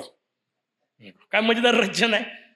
ययाती आले, ययातीने त्या चौघांनाही विचारलं, वरचे 4 जण, त्यांनी सांगितलं हा आम्ही नाही देणार आमचं तारुण्य, तुम्हाला एवढ्या म्हातारपणी इच्छा संपत नाही, आमची तारुण्यात कशी संपणार, आणि म्हातारपण घेऊन आम्ही करू काय? कोणालाही म्हातार व्हायची इच्छा नाही, मोठी गडबड आहे या देगातली. इथं बसलेल्या एकालाही म्हातार व्हायची इच्छा नाही, आणि तरी एकही म्हातारा झाल्याशिवाय राहणार नाही. इथं बसलेल्या एकालाही दुःखी व्हायची इच्छा नाही, पण दुःख वाट्याला आल्याशिवाय राहत नाही. इथं आलेल्या प्रत्येकाला सुखी व्हायची इच्छा आहे, पण व्हायचं कसं तेच कळत नाही. काय खेळ आहेत ना सगळे तुमच्या माझ्या जीवनाचे. जे करायचंय ते जमत नाही, जे नाही ते आल्याशिवाय राहत नाही. का? कारण आपण मुद्गल वाचत नाही. एकमेव उत्तर, सगळ्या प्रश्नांचं एकच उत्तर, मुद्गल वाचत राहा, आयुष्यात दुःखीच होणार नाही. का? कारण तुमच्यापेक्षा भयानक भयानक दुःखी त्याच्यात वर्णन केलेत. इतकं दुःख आपल्या वाट्याला नक्की नाही ना. तेवढे दुःख ऐका, तेवढे दुःख वाचा, मग लक्षात येतं आपण खूप सुखी आहोत. सुखी व्हायचं असेल ना, आनंदी नंतरचा टप्पा, सुखी व्हायचं असेल तर आमचे पूज्य गुरु महाराज सांगायचे 2 सुंदर रचना. म्हणे सुखी व्हायचं असेल तर एक काम करा, खाली पाहायला शिका, आणि ज्या दिवशी वाटेल आपल्यासारखा कोणी नाही त्या दिवशी वर पाहायला शिका. काय गुरुमंत्र आहेत ना हो. साध्या साध्या पद्धतीने आपल्यापेक्षा खाली पाहायला शिका. म्हणजे काय? आपल्यापेक्षा दुःखी असणाऱ्यांकडे पहा. ज्या दिवशी माझा पाय दुखायला सुरुवात होतो त्या दिवशी पाय नसलेल्याकडे मी पाहतो आणि लक्षात येतं मी खूप सुखी आहे. ज्या दिवशी माझा डोळा दुखतो त्या दिवशी डोळा नसलेल्याकडे मी पाहतो, मला लक्षात येतं मी खूप सुखी आहे. ज्या दिवशी माझा कूलर बंद पडतो त्या दिवशी मी पंखाही नसलेल्या झोपडीवाल्याकडे पाहतो आणि मी सुखात झोपू शकतो, कारण त्यांच्याजवळ तेवढंही नाहीये. त्याच्यापेक्षा मोर्यांनी मला सुखात ठेवलंय. पण ज्या दिवशी मला असं वाटतं मेरे जैसा कोई नाही, मग मी अंबानीचा बंगला एकदा पाहून घेतो नेटवर. एकदा तो पाहिला की माझ्या लक्षात येतं आपण कुठंच नाही हो. नाही का, टाटा बिर्ला अंबानी एकदा पाहून घ्यायचे म्हणजे आपण जागेवर राहतो. माणसाला सुखाने राहायचं असेल तर 2 कामं करत जा. आठवड्यातून एकदा हॉस्पिटलला आणि महिन्यातून एकदा स्मशानाला भेट देत जा. पुढचा गुरुमंत्र त्यांनी आम्हाला दिलेला. आठवड्यातून एकदा हॉस्पिटलला भेट द्यावी. कशा करता? तिथले सगळे ते रोगी पाहिले की आपण किती व्यवस्थित आहे ते कळतं. एकापेक्षा एक त्रास आहेत लोकांना. भगवंतानी सुंदर अप्रतिम 6 फुटाचा दणदणीत देह दिला, याचा आनंद वाटतो. पण फार त्याचा जर समजा आनंद वाटायला लागला तर महिन्यातून एकदा स्मशानात येऊन जावं. आपल्यापेक्षा मोठमोठे तिथं राखून पडलेले आहेत हे दिसतं. माणूस उन्मत्तही होत नाही आणि माणूस खजिलही होत नाही. हे शांत राहणं जी मधली अवस्था आहे ना, साधना याला म्हणतात. दुःखाचे प्रसंग आले तर व्यथित न होणे आणि आनंदाचे प्रसंग आले तर उड्या न मारणे, दोन्हीकडे शांतपणे जगता येणे, त्याला समशत्रौच मित्रैच तथा मानापमानयोः शीतोष्ण सुखदुःखेषु समसंग विवर्जितः. भगवद्गीतेने सुंदर रचना सांगितली, पण हा श्लोक कळला तर न, आणि श्लोक आठवला तर मला कथा आठवली. सांगितल्याशिवाय मला करमत नाही. आमच्या पूज्य पिताश्री महाराजांचे एक गुरु महाराज परमपूज्य करपात्रीजी महाराज, त्यांच्या जीवनातला प्रसंग आहे. ते त्यांच्या गुरुकडे शिकत होते. हिमालयातला प्रसंग. बद्री केदारचा विषय. प्रचंड थंडी, हाडं फुटतील की काय असं वाटावं. त्या थंडीमध्ये 4-4 कांबळा पांघरायचे, गोंगड्या पांघरायचे त्या काळातल्या हिशोब, आणि वर जाऊन श्लोक म्हणून दाखवायचे. समशत्रौचे मित्रैच तथा मानापमान योहो शीतोष्ण सुखदुःखेषु समसंग विवर्जितः. गुरु महाराजांनी सांगितलं उद्या पुन्हा वाच. हे खाली पुन्हा पाठ केला. उलटच बोलायची ताकदच नव्हती. पुन्हा श्लोक पाठ केला, अन्वय पाठ केला, अर्थ पाठ केला, सगळ्या टीका पाठ केल्या. पुन्हा गेले. दुसऱ्या दिवशी गुरु महाराजांनी विचारलंही नाही, म्हणजे पुन्हा कर. 8 दिवस झालं. 8 दिवस श्लोक सरकेच ना पुढे. गुरु महाराज नुसते दिसले की म्हणायचे उद्या पुन्हा कर, उद्या पुन्हा कर. आणि रात्री 2 वाजता 8 दिवसानंतर यांच्या डोक्यात कंदील पेटला, दिवा लागला. हे म्हणे अरे मी म्हणतोय काय तोंडानी, समशत्रौच मित्रैच तथा मानापमानयो हो शीतोष्ण सुख दुःखेषु. शीत असो की उष्ण असो, दोन्हीकडे मी सारखाच राहील. हिमालयाच्या त्या टेकडीवर गुरु महाराज एक लंगोटी लावून बसली आहे. 4-4 कांबळी घेऊन मी जातोय, तोंडानी म्हणतोय शीतोष्ण सुख दुःखेषु. काय बोडखं कळलं मला. यांनी 4ही कांबळा फेकून दिल्या, अंगावरची लंगोटी लावून गुरु महाराजांकडे गेले. गुरु महाराज म्हटलं झाला श्लोक, आता उद्या पुढचा घे. याला अभ्यास म्हणतात आणि याला वाचलं म्हणतात, नाही का. वाचलं पाहिजे. वाचलं याचा अर्थ आचरणात आलं पाहिजे. होतं आजच्या काळात होतं, नाही का. MA ला शिकत होतो मी, पुण्यामधला प्रसंग आहे. आमचा एक मित्र आहे शिवराय कुलकर्णी म्हणून, बार्शीचा होता. तो बार्शीचा येऊन पोहोचला. त्यांनी तिथं मेस लावली होती. वारकरी संप्रदायवाला होता. पंढरपूरला आळंदीला जायचं होता. पुण्यात आलाच एवढ्या करता की आळंदी जवळ पडते, नाही का. या हिशोबात येऊन पोहोचलेला. आणि एक दिवस तुकाराम गाथा वाचत बसला आणि तुकोबांच्या गाथेत आलं, करी संध्या स्नान वारी खाऊन या अन्न. आपण संध्या स्नान करतो आणि कुठलंही चुकीचं खाऊन त्या सगळ्याचा परिमार्जन करतो, त्या सगळ्याचा विनाश करतो. यांनी भरलेले मेसचे पैसे सोडून दिले आणि पुढचे 8 दिवस जे काय उरले होते, नशिबाने 8च उरले होते, नुसते पोहे खाऊन जगला. याला जगणं म्हणतात, याला कळणं म्हणतात, याला आचरणात आलं म्हणतात. पाठ तर मोठा मोठा आहे आपल्याला लंबचौडं, पाठ असून उपयोग नाहीये. ते वापरण्यात येणे हा जो प्रकार आहे तो आपल्या समोर सांगितला. ययातीनी सगळ्या प्रकारचं मागणी मागितली. 4ही पोरांनी नाही म्हटलं. 5वा जन्माला आला पुरू. त्यांनी सांगितलं ठीक आहे मी द्यायला तयार आहे. का? कारण जर तुमचं या वयामध्ये वासना संपल्या नाही, या 4 माझ्या मोठ्या भावांच्या संपल्या नाही, तर मला आता कळलं पाहिजे माझी कशी संपेल. या जगात जेवढ्या लोकांनी पैसे कमवले त्यातले कोणीही पैशामुळे सुखी झालेले पाहायला मिळत नाही. एवढं कळल्यानंतर तुम्ही मिळवताना थोडा विचार करायला पाहिजे की नाही. मिळवू नका असं नाही, मिळवा, आवश्यक आहे. पण कायम लक्षात ठेवा, तुमच्या माझ्या संस्कृतीने प्रत्येक गोष्ट मोठी सुंदर सांगितली. पैसा जवळ असला की माणसाची झोप जाते, बरोबर. सामान्यतः पद्धत आहे, पैसा जवळ असला की झोप जाते. मग सगळ्यात जास्ती झोप कोणाची जायला पाहिजे? त्याचं उत्तर आहे भगवान विष्णूंची. कारण अख्खी लक्ष्मी त्यांच्या जवळ, बरोबर ना. पण विष्णू मस्त झोपलेले असतात, सापावर झोपतात. साप ही झोपायची गोष्ट आहे का? पण झोपतात, नाही का. शांतपणे भगवान विष्णू झोपलेले असतात. अख्खी लक्ष्मी जवळ असून झोपलेले असतात. का झोपतात माहितीये? त्याचं उत्तर आहे, ते चित्र व्यवस्थित पाहत जा म्हणजे तुमच्या लक्षात येतं. भगवान विष्णू झोपलेले असतात. मा लक्ष्मी कुठं असते? त्याचं उत्तर आहे पायाजवळ. पाय दाबत बसलेली असते. प्रॉब्लेम येत नाही, झोप लागते. आपली अडचण कशी आहे? आपण पैसा मिळवतो, मिळाला की तिजोरी ठेवतो, त्याला मोठे मोठे कुलप लावतो आणि किल्ल्या कुठं ठेवता? डोक्यापाशी. गडबड तिथं होते. ती पायाजवळून उठून डोक्यात गेली की झोप मातीत घालते. पायाजवळ असली तर काही बिघडत नाही. साधन म्हणून ती जरूर असावी. साधन रूपात असली तर ती अडचण करत नाही. ती साध्य ठरते मग गडबड करते. हे फार महत्वाचं सूत्र सांगितलंय. ती असलीच पाहिजे. साध आमचे पिताश्री मस्त सांगायचे, बिलकुल गरीब असता उपयोगी नाही. दणदणीत असला पाहिजे, अप्रतिम असला पाहिजे. आणि अप्रतिम असला पण पंचायत आहे हो. लोक त्या अप्रतिमपणावरही पंचायत करतात. मी एका जागी गेलो कार्यक्रमाला, भगवान शंकराचार्यांच्या तत्वज्ञानावर बोलायचं होतं. वैराग्यावर बोललो. वैराग्याचं महत्व या विषयावर सगळं वर्णन केलं. तर एक जण मला येऊन नंतर काय हळूच कानामध्ये म्हणतो, महाराज तुम्ही वैराग्यावर बोलले, खूप सुंदर बोलले म्हणे, त्याच्याबद्दलचा प्रश्न नाही, पण 6 बोटात अंगठ्या घालून फिरता, तुम्हाला वैराग्यावर बोलायचा अधिकार आहे का? म्हटलं तू प्रवचन ऐकत होता का अंगठ्या मोजत होता? तुझं लक्ष नेमकं कुठं होतं?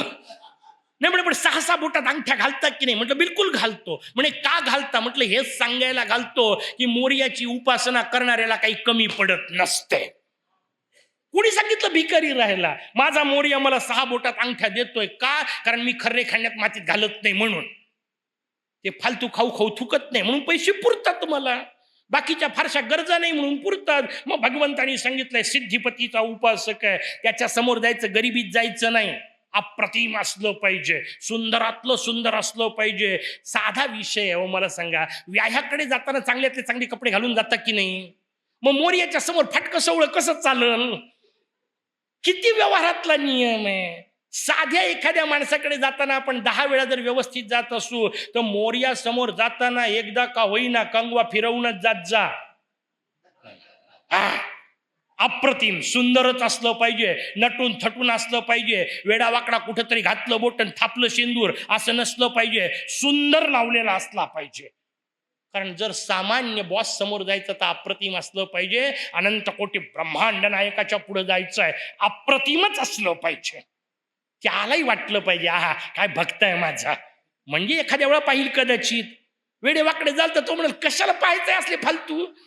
तुमच्याकडे आला तर तुम्ही पाहत नाही, तो पाहणार आहे का? साधा विषय आहे. दूरवा निवडताना सुद्धा अनंत कोटी ब्रह्मांड नायकाला व्हायची आहे, अशी एक एक निवडलेली असली पाहिजे. प्रत्येक गोष्ट अप्रतिम. काही गरज नाही तिथे नेऊन फुलांचा खच करायची. एक फुल वहा, पण ते असं असलं पाहिजे की पुन्हा तसं मोरगावात नाही मिळालं पाहिजे. इतकं सुंदर, अप्रतिमातलं अप्रतिम. ज्या दिवशी पूजा कराल मोरया उठून वा म्हटला पाहिजे. तो उठून नाही म्हणत, पण निदान आतून तर म्हटला पाहिजे. आपल्याला तर आपली पूजा पाहिल्यानंतर बरं वाटलं पाहिजे, एवढं तर करा. पण तेही वाटत नाही. उलट पूजेचे हाल भयानक असतात. एक दिवस चुकून मी दुकानात गेलो, जात नाही सामान्यतः, कामच पडत नाही, घरी लहान भाऊ आहेत ते सगळं सांभाळतात. ते एक दिवस मला चुकून दुकानात जावं लागलं आणि मी त्याला सांगितलं सुपारी दे. तर त्यांनी मला अजब प्रश्न विचारला, म्हणे खायची का पूजेची? मला काही समजायचं नाही. आयुष्यातला पहिला प्रसंग. दुकानात जाऊन पोहोचलेलो, म्हणे खायची की पूजेची? म्हणजे दाखव दोन्ही, मला दोन मधला फरक तर कळू दे. त्या निमित्ताने माझं जनरल नॉलेज वाढलं. त्याने मला दाखवली खायची सुपारी अप्रतिम, आणि पूजेच्या नावाने जी दाखवली तिला आरपार भोकं पडलेले, त्याच्यातून ते किडे फिरत असलेले, त्यातून भुगा बाहेर येत असलेला. म्हणे ही पूजेची सुपारी. म्हटलं आता मी अशी धरली, आरपार पलीकडं पाहिलं त्या दुकानदाराकडे त्याच्यातून, आणि त्याला म्हटलं याच्यावर अनंत कोटी ब्रह्मांड नायकाय सिद्धिबुद्धी सहिताय सलक्ष लाभाय सावरणाय सशक्तिकाय याच्यावर बसवायचा. तो मला घर कसं देईल? निसर्गाचा नियम आहे, जे पेराल ते उगवतं. एक गहू टाकला 1000 गहू मिळतील, एक ज्वारी टाकली 1000 ज्वारी मिळेल. एक किडकी सुपारी दिली, आयुष्यात सगळे किडकेच भेटतील. कारण जे मोर्याला द्याल ते वापस येणार आहे. हो असं काय करता? आमचे पिताश्री सांगायचे, मोर्याच्या समोर लिबलिबीत के ठेवलं का पोरग लेचपेच झालंच म्हणून समजा म्हणे. मस्त अप्रतिमातलं अप्रतिम असलं पाहिजे. ती भूमिका आपल्याला कळत नाही. ययातीचा विषय आला, त्या ययातीने सांगितलं, त्या पुरुणी सांगितलं, कळलं मला कोणाचंही तारुण्य उपयोगाचं नाहीये. असंख्य दुःखी याच मार्गावर झालेले पाहिले, आता त्यातला पुढचा मला व्हायचा नाही. ती उंदराची कथा सांगितली ती पण दुसऱ्या दिवशी आठवा. एक उंदीर मरतो, दुसरा पाहतो, पाहत असताना येतो. उंदीर आहेत तशी आपली अवस्था झाली आहे.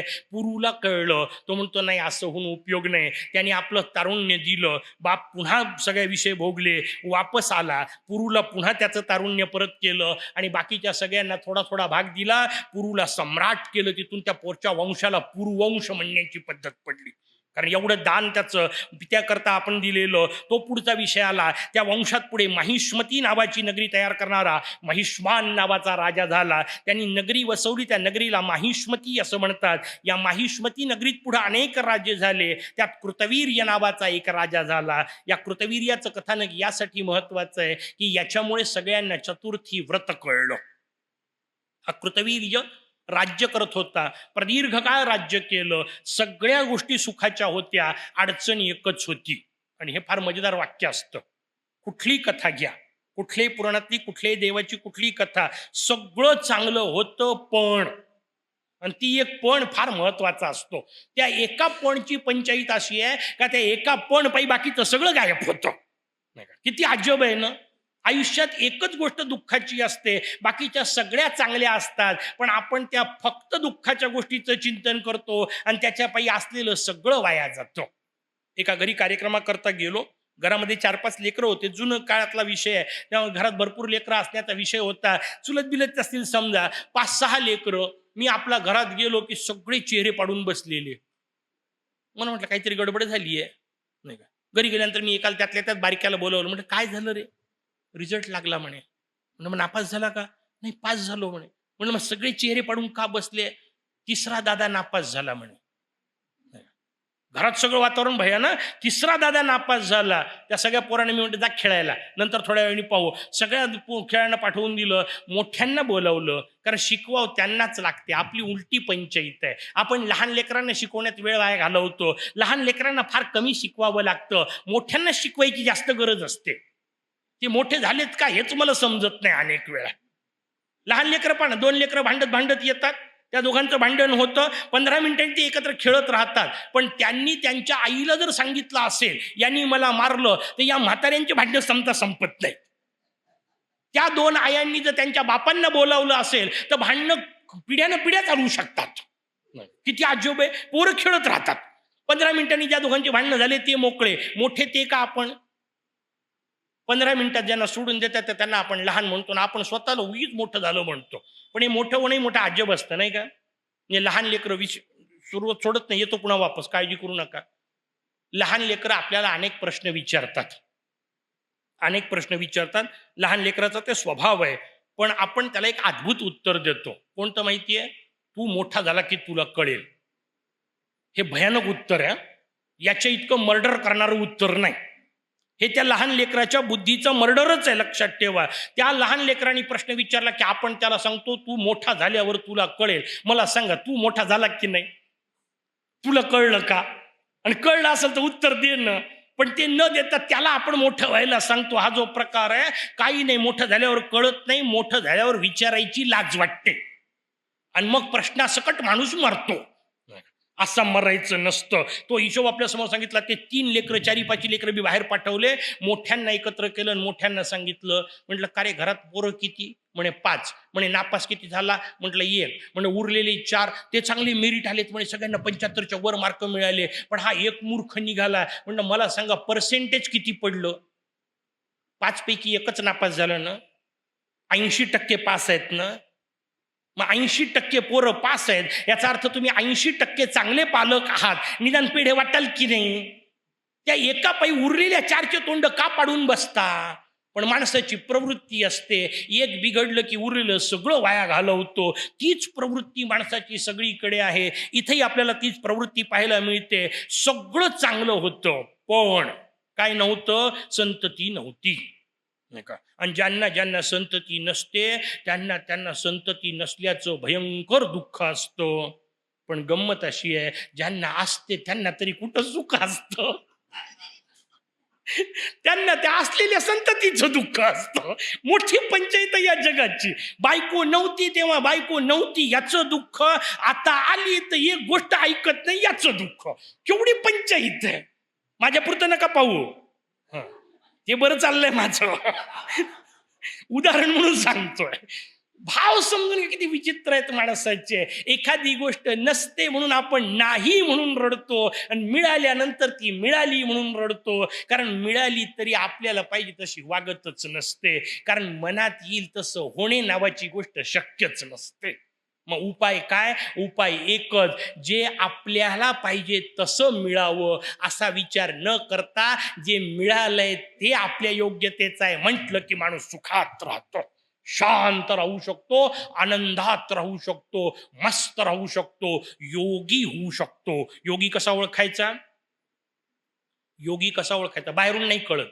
त्याच्या दाढीवर जाऊ नका, किती लांब आहे, त्याचा काही संबंध नाही. 2-3 महिने नाही केली तरी उगीच वाढते, त्याचा थोडा योग्याशी संबंध आहे. योगी कोणाला म्हणतात? मी मस्त उदाहरण सांगत असतो, शास्त्राने दिलेलं आहे, माझ्या जवळचं नाही. उदाहरण सांगत असतो, ज्याला पाठ टेकल्या टेकल्या झोप लागते त्याला योगी म्हणतात. फार सुंदर उदाहरण. काही बाकीचं गरज नाही. तो कुठला योग करतो आणि प्राणायाम करतो का नाही करत आणि काय ते सोडून द्या. ज्याला पाठ टेकल्या टेकल्या झोप लागते त्याला योगी म्हणतात. आणि वाक्याचं एक्सटेन्शन सांगू का? ज्याला प्रवचनात बसल्या बसल्या लागते त्याला महायोगी म्हणतात.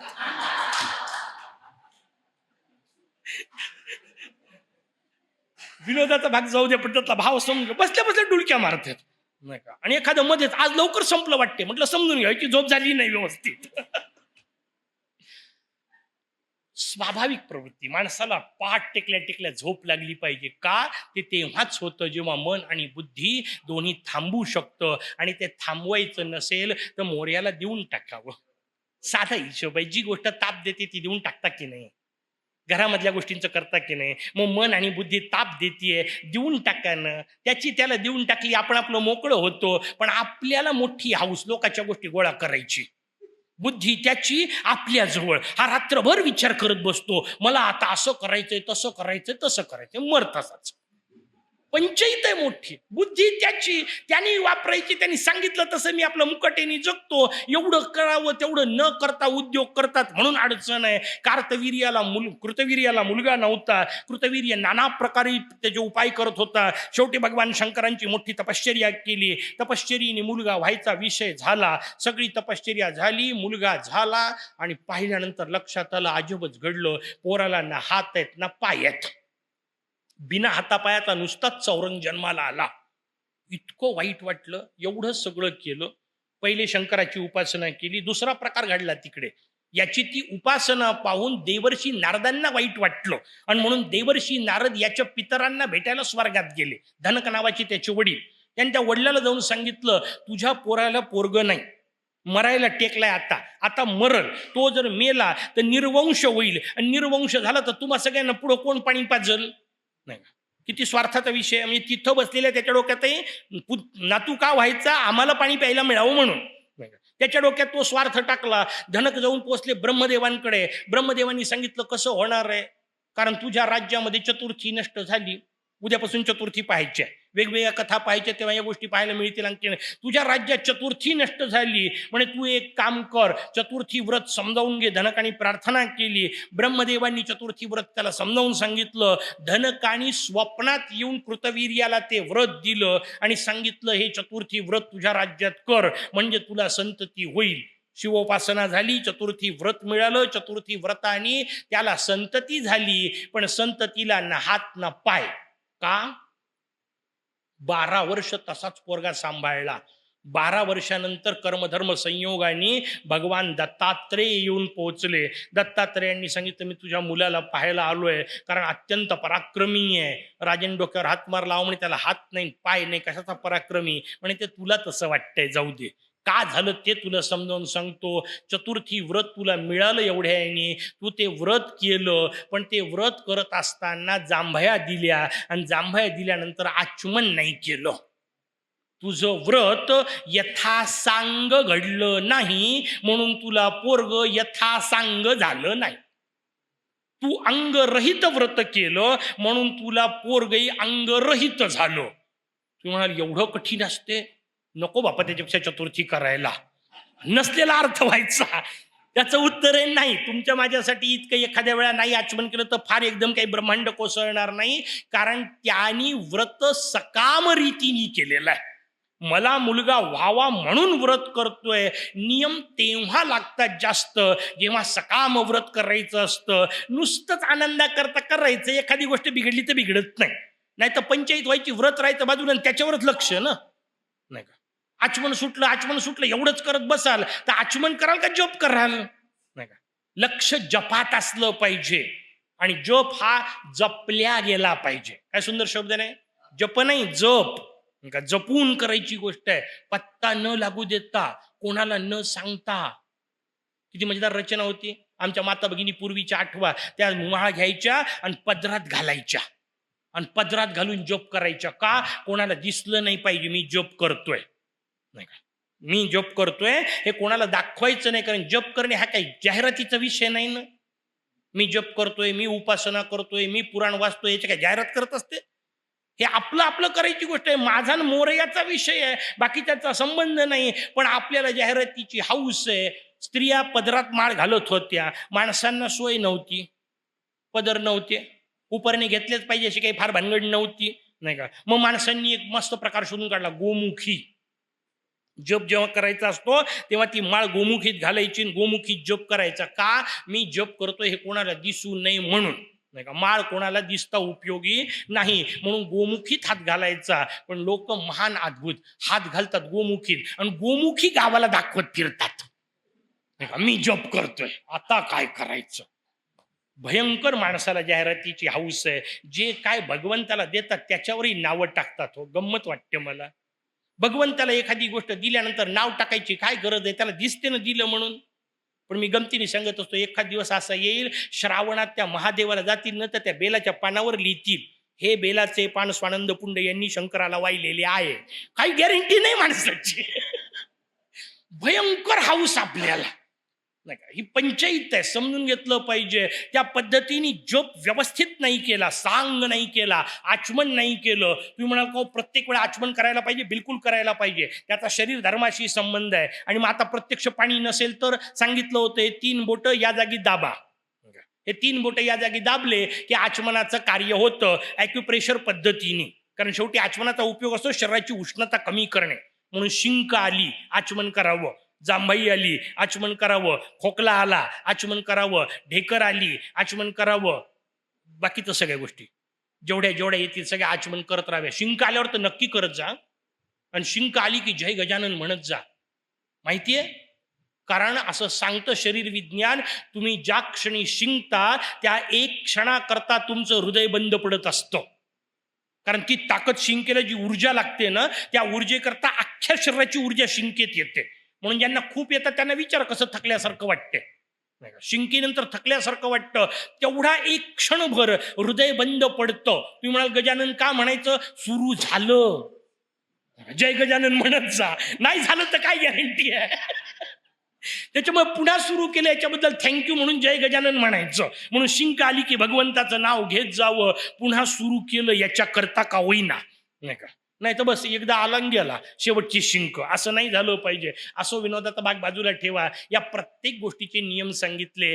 जर तुम्हाला एखादी गोष्ट सकाम पद्धतीने करायची असेल तर किती बारीक बारीक नियम असतात. हे यासाठी सांगितले की आपण काम व्यवस्थित करत नाही, कार्य व्यवस्थित करत नाही, मग फळं मिळाले नाही की ओरडतो. याच्यात काही ठेवलेलं नाही, शास्त्रात सगळं ठेवलेलं आहे. आपले कार्य व्यवस्थित नसतात हे सांगायसाठी कथा सांगितली. कृतवीर्य झाला, कृतवीर्याच्या पोटी जन्माला आला तो पोरगा, त्याला नंतर दत्तात्रेयांनी गणेश मंत्र दिला, त्यांनी गणेश उपासना केली, भगवान गणेश प्रगट झाले. यांनी सांगितलं, अरे काय 2 हाताचं घेऊन बसला, तुला 1000 हात राहतील. चित्रकार आमचे पंचायत करतात, ह्या झाडाला फांद्या फुटल्यासारखे इकडून तिकडून हात, असं नसते काही. 1000 हात होते याचा अर्थ 500 माणसांची ताकद होती. बस तेवढाच अर्थ घ्यायचा. एवढी प्रचंड याच्या हातात ताकद होती. पण त्या हाताचाही उपयोग करणाऱ्या कथाकारांनी तयार केल्या, पुराणातही आल्या. कारण शेवटी पुराणांमध्ये तेच येतं ना जे लोकांना पाहिजे असतं. काही गोष्टी मनोरंजक स्वरूपातल्या असतात. पुराण समजून घ्या. पुराणातल्या असंख्य गोष्टी तुम्हाला अतिशयोक्तीच्या वाटू शकतील. असं कुठं असतं का? त्याचं उत्तर आहे असतं. का असतं? कारण पुराण त्या काळात लिहिल्या गेले ज्या काळात दुसरे कोणतेच माध्यम नव्हते. टीव्ही नव्हता, मोबाईल नव्हता, मनोरंजनाचं असो का ज्ञानरंजनाचं असो, एकच माध्यम होतं, गावातले कीर्तन प्रवचन. मग त्या गावातल्या कीर्तनाला आणि प्रवचनाला जेव्हा आजी जाऊन बसायची, आजोबा जाऊन बसायचे, तेव्हा त्यांच्यासोबत त्यांचा नातू येऊन बसायचा. मग आता त्या नातवाच्या हिशोबातल्या जर कथा सांगितल्या नाही तर नातू स्वतः बसत नाही, आजोबाला बसू देत नाही, नाही का. म्हणून काही कथा या नातवापुरत्या असतात. हे ज्याला कळत नाही तो आजोबा झाला असं समजायच्या भानगडीत पडू नका. काही कथा तशाच असतात. नाही तर पंचायत होते. परवा आमची पुतणी येऊन पोहोचली होती, स्वानंदची मुलगी आजीच्या सोबत आली. आणि तिने आल्यानंतर घरी जाऊन आजीला सरळ सांगितलं, बरं आजीला तर जाऊ द्या, मला येऊन खोलीत सांगितलं, किती मोठ्या मोठ्या गोष्टी सांगता म्हणजे, तर काही लहान लहान सांगत जाणं म्हणे. म्हटलं आता इथं बसून मी लहान लहान गोष्टी सांग. म्हटलं एक काम कर, तू दुपारी येत जा, तुला मी वेगळ्या लहान गोष्टी सांगील. पण मला सांग हेच होतं. म्हणून पुराणात काही गोष्टी या तिच्याच योग्यतेच्या असतात. म्हणून काही गोष्टी राधाकठी, काही गोष्टी स्वानंदसाठी आणि काही गोष्टी इनामदारांसाठी टप्प्याटप्प्याने असल्या पाहिजे की नाही. त्याच्यामुळे ज्या गोष्टी अशा येतात की 500 हात होते, 1000 हात होते, ते राधाच्या लेवलचं, नाही का. आणि त्याच्यात 500 माणसाची ताकद होती, हे आपल्या लेवलचं. वाढली की नाही पाहून घ्या. त्या 500 हातांनी त्यांनी एक अजब प्रकार केला होता. नर्मदेचाच प्रवाह अडवला म्हणे, आणि सगळा नर्मदेचा प्रवाह आपल्या 1000 हातांनी अडवून धरला आणि एकदम अचानक सोडून दिला. जलक्रीडा करत होता राजा, ती सगळं पाणी अडवलं, एकाएकी सोडून दिलं. त्याच्यामुळे समोर एक मोठा लाट आली आणि त्या लाटेमध्ये पलीकडं पूजेला बसलेला एक माणूस वाहून गेला. याला 1000 हात होते तर त्याला 10 तोंड होते. रावण, हा, तो रावण तिथं जाऊन बसला होता आणि तो रावण वाहून गेला. रावणाला इतका भयंकर राग आला. रावण हातात गदा घेऊन, त्याचं ते चंद्रहास खड्ग वगैरे घेऊन धावत आला. त्याचं याचं युद्ध झालं. आता त्याला 10 असले तर काय झालं, याला जो 500चा विषय होता. रावण पकडला, नुसता पकडला नाही, यांनी त्या माहिष्मती नगरीत नेऊन बांधला.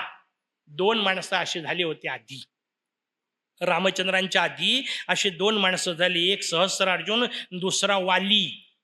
या दोघांनीही रावणाला पकडलं होतं, आपल्या महालात नेऊन बांधलं होतं, पण रावणाने त्यांच्याशी ऍडजस्टमेंट केलं, मैत्री केली आणि मैत्री करून दोन्हीकडून सुटला. या दोघांनी त्याच वेळी रावणाला दाबलं असतं तर नंतर रामाला एवढं सगळं रामायण करावं लागलं नसतं. पण पंचायत तिथंच होते. हा सहस्रार्जुन झाला, मोठा झाला, अंगात ताकद होती, 500 माणसाचं बल होतं. त्यानंतर हा जाऊन पोहोचला जमदग्नींच्या आश्रमात आणि परवा सांगितली तशी कथा घडली. जमदग्नी समोर होते. जमदग्नीने सांगितलं दुपारी सगळेजण जेवायला या. यांनी सांगितलं अहो सैन्य आहे पूर्ण, कसं येणार? म्हणे काही काळजी करू नको, ये. सगळेजण जेवायला आले. ती नंदिनी होती. नंदिनीच्या माध्यमातून देवी रेणुकीनी या सगळ्यांना जेवू घातलं. राजाला अतिशय आश्चर्य वाटलं. राजांनी सांगितलं ही नंदिनी मला दे. जमदग्नी म्हणतात शक्य नाही, इंद्राणी मला दिलेली भेट आहे, मी तुला देऊ शकत नाही. राजाने तिला बळजबरी उचलायचा प्रयत्न केला. तिच्या अंगातून हयहय नावाचे राक्षस निघाले. त्यानंतर त्या राक्षसांनी या राजाचं सैन्य पराभूत केलं. राजा पराजित झाला. पराजित झालेल्या राजाला पराजय सहन झाला नाही, म्हणून तो जमदग्नींच्या अंगावर चालून गेला. त्यांनी जमदग्नींना कापून काढलं. अंगावर मध्ये रेणुका पडली. आई रेणुकेला 21 बाण त्यांनी मारले आणि रेणुका जोरात ओरडली, परशुरामा. अर्थात त्यावेळा परशुराम नाव नव्हतं, आपल्या तोंडात बसल्यामुळे आपण सहज म्हटलं भार्गव रामा, म्हणून ती जोरात ओरडली. भृगू कुळात आहेत म्हणून त्यांचं नाव भार्गव. राम हे त्यांचं नाव म्हणून भार्गव राम म्हटले. ते येऊन पोहोचले. येऊन पोहोचल्यानंतर त्यांनी त्या आश्रमाची वाताहत पाहिली, पित्याचं झालेलं निधन पाहिलं, आईवर झालेले 21 वार पाहिले आणि आईला विचारलं हे कसं घडलं. आईने सांगितलं हे सगळा इतिहास सांगितला आणि सांगितलं या उन्मत्त राक्षसांना, राक्षसी प्रवृत्ती झालेल्या या राजांना शिक्षा घडवण्यासाठी तू 21 वेळा निक्षत्रिय पृथ्वी कर. कथा समजून घेतली पाहिजे, नुसतीच ऐकून उपयोग नाही, विरोधा करता तर बिलकुल नाही. पहिल्यांदा एक गोष्ट समजून घ्या, निक्षत्रिय या शब्दाचा अर्थ सगळे क्षत्रिय संपवणे असा नाही. कारण सगळे क्षत्रिय याचा अर्थ क्षत्रिय वंशातले सगळे माणसं संपवले नाही. मग क्षत्रिय कोणाला म्हणतात?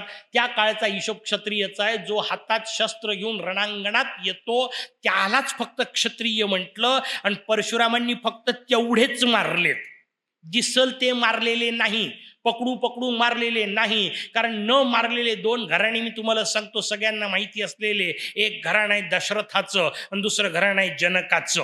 हे क्षत्रिय होते की नव्हते? होते.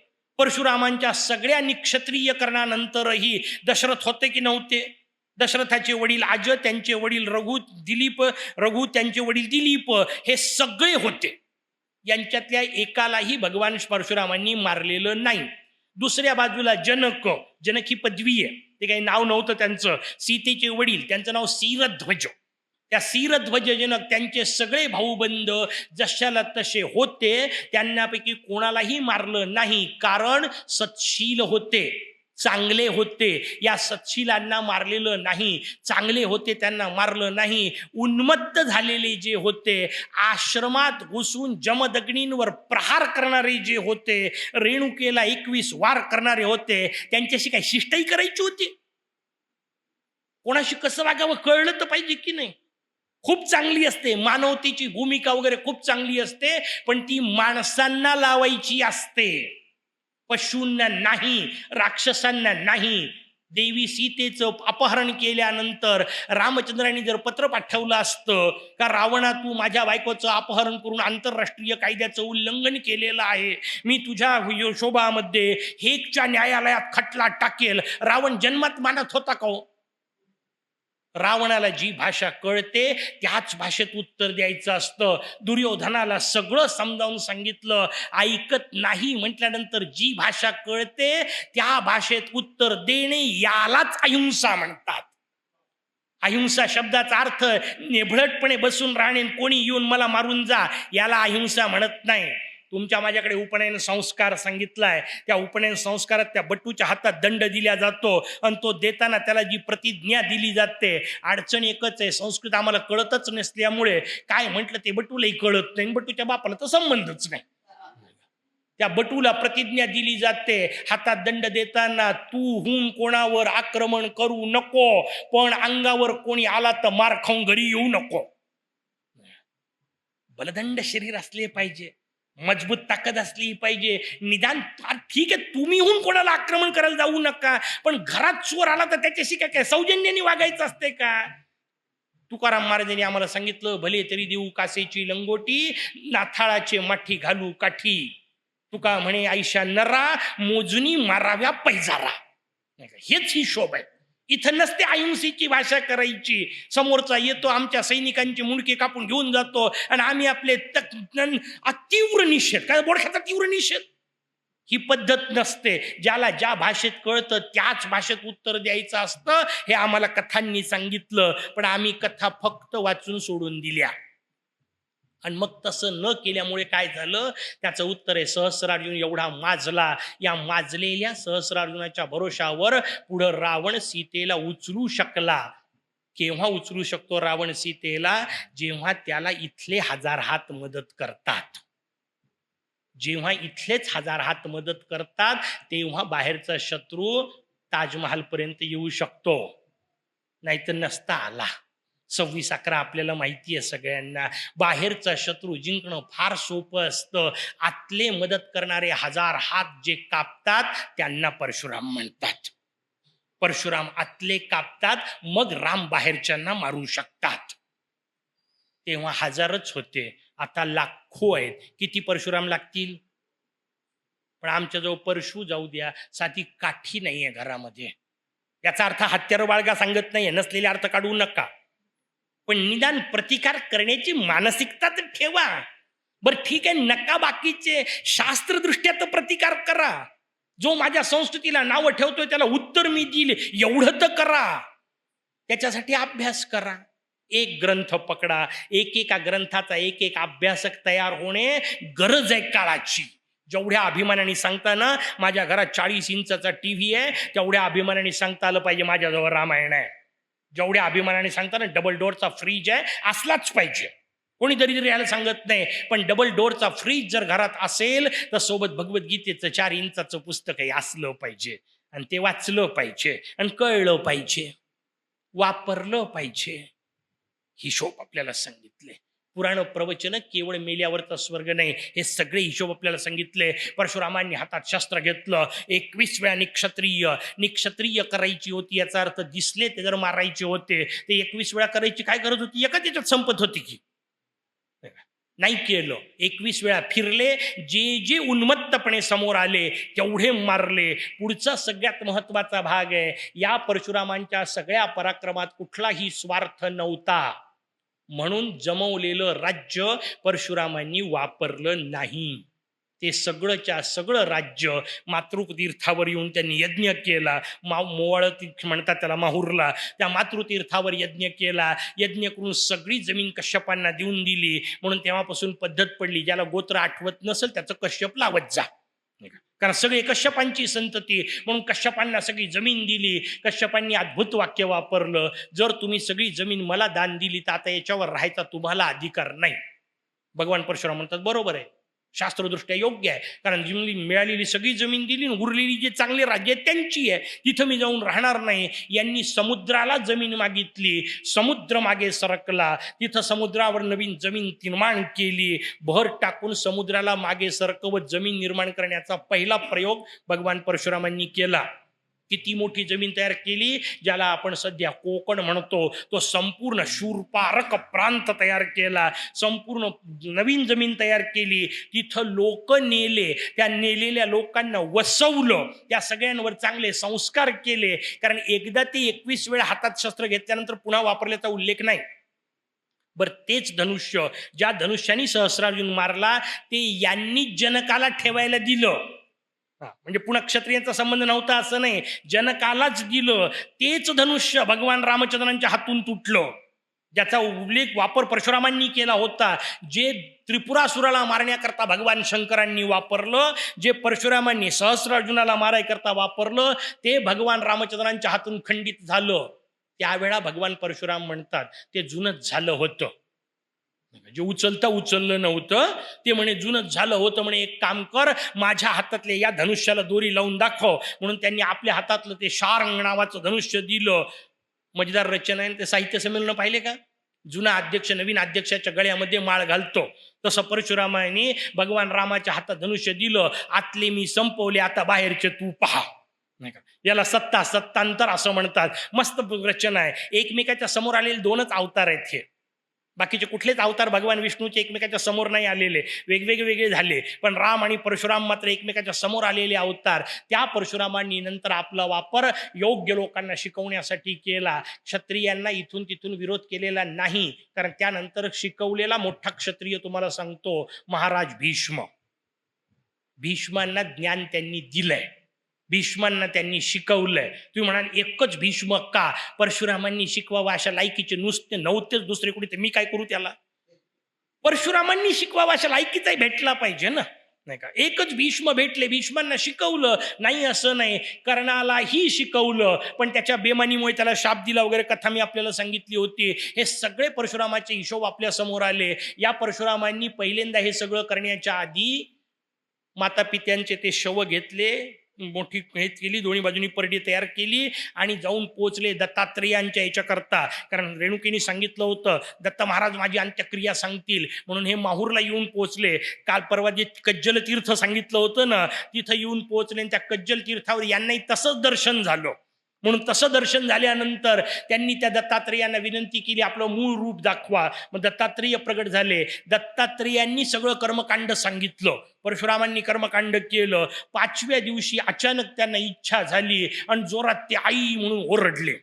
वाघ दिसला हे निमित्त आहे, वाघाला घाबरणं परशुरामाच्या हिशोबात नाही, पण एक निमित्त काहीतरी घडलं आणि जोरात आई म्हणून ओरडले. आणि शास्त्र असं सांगतं, अंत्येष्टीचं जे शास्त्र आहे त्याच्यात सांगितलं जातं एकेका दिवशी एक एक अवयव शुद्ध होत जातो.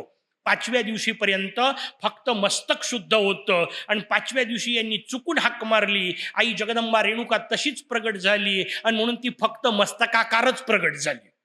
आणि म्हणून आजही तिचं स्वरूप मस्तकाच्याच आकाराचं आहे, खालचं शरीर नाहीच आहे. दत्तात्रेय संतापले, म्हणे मध्येच का हाक मारली? म्हणे मी आपली सहज मारली, तिला बोलवाई करता नाही मारली. दत्तात्रेय म्हणतात तू सहज कर की काही कर, आता जगाला ही अशीच दिसेल, योगी कोणी झाला तर पूर्ण दिसेल. गेल्यानंतर पाहत जा, चुकून जर पूर्ण दिसली तर समजून घ्या आपलं जमलं, नाही दिसत मोठी पंचायत आहे. पण आपल्याला मस्तकाकाराचा विषय सांगितला, त्या निमित्ताने वेगवेगळे शास्त्र आपल्याला सांगितले. कार्तवीर्याचा विषय सांगितला, परशुरामांनी कृपण भूमी वसवली, सगळी जमीन दान दिली. आणि पुढे मी जे सांगितलं ना, रामचंद्रांच्या हातात धनुष्य दिलं, ते नुसतं धनुष्य नाही दिलं, ही प्रवृत्ती दिली. म्हणून पुढे रामचंद्रांनी एक सोडून 3 राज्य जिंकले. पहिलं राज्य किष्किंधेचं जिंकलं, दुसरं राज्य लंकेचं जिंकलं, तिसरं पाताळाचं, नाही का, तिथेही गेले होते. त्या अहिरावणाला मारलं, 3 राज्य जिंकले. भगवान रामचंद्रांनी 3ही राज्यात पाय ठेवलेला नाही. किष्किंधेचं राज्य नाही, लंकेचं नाही, हे नाही. अशी बसल्या बसल्या कल्पना करा बरं, आज रामचंद्र असते आजच्या काळात 21व्या शतकात, समजा रामचंद्र असते, त्यांनी किष्किंधा, लंका आणि पाताळ जिंकलं असतं, काय झालं असतं? त्याचं उत्तर मी तुम्हाला गॅरंटीने सांगतो, लक्ष्मण, शत्रुघ्न आणि भरत सेटल झाले असते. झाले असते का नसते? 3 जागी आपलेच 3 भाऊ बसवून दिले असते, सगळीकडे आपलीच पार्टी आणि आपल्याच घरचे लोक. केलं असतं की नसतं? नाही का, केलं असतं. नाही केलेलं रामचंद्रांनी का? परशुरामांनी सांगितलंय हा पराक्रम राज्य मिळवण्यासाठी नाहीये, दुष्टत्व संपवायचंय. सज्जनता स्थापन करायची आहे. रामचंद्र वालीला मारतात, तिथे सुग्रीवालाच बसवतात. रावणाला मारतात, तिथे बिभीषणालाच बसवतात, कारण त्यांचाच बसवायचा आहे, पण सनातन वैदिक धर्मानुसार वागणारा बसवायचा आहे. घराणं असं निर्माण करायचं. ती रचना आपल्याला परशुरामांच्या या कथेमध्ये सांगितली. पुढचा विषय आला, भगवान श्रीकृष्णांचा वंश सगळा सांगायला सुरुवात केली, कारण त्याच चंद्रवंशाचा दुसरा भाग यदुवंशाचा होता. त्या यदूपासून पुढे आलेला वंश यादव वंश सगळा सांगितला. तो यादव वंश आपल्या समोर सांगताना श्रीकृष्ण सांगितले, त्यांचे मोठे भाऊ सांगितले. अर्थात खूप लंब आहे, आता महाभारत एका कसं 15-20 मिनिटात बसवायचं, पण सगळ्या याच्यातल्या काही गोष्टी ऐकण्यासारख्या आहेत. ती रेवती नावाची यांची पत्नी होती बलरामाची. बलरामाची बायको बलरामापेक्षा 8 लाख वर्षांनी मोठी होती. ऐकायला कसं वाटतंय? अशी कुठं असते? त्याचं उत्तर असते. रेवत नावाचा राजा झाला, याला पोरगी झाली, तिचं नाव रेवती. लग्नाला आली पोरगी, राजाला वाटलं इकडं तिकडं कशाला विचारायचं कोणाला, गावातली ज्योतिषी काही व्यवस्थित सांगतील की नाही गॅरंटी नव्हती. राजा रेवत डायरेक्ट ब्रह्मलोकात.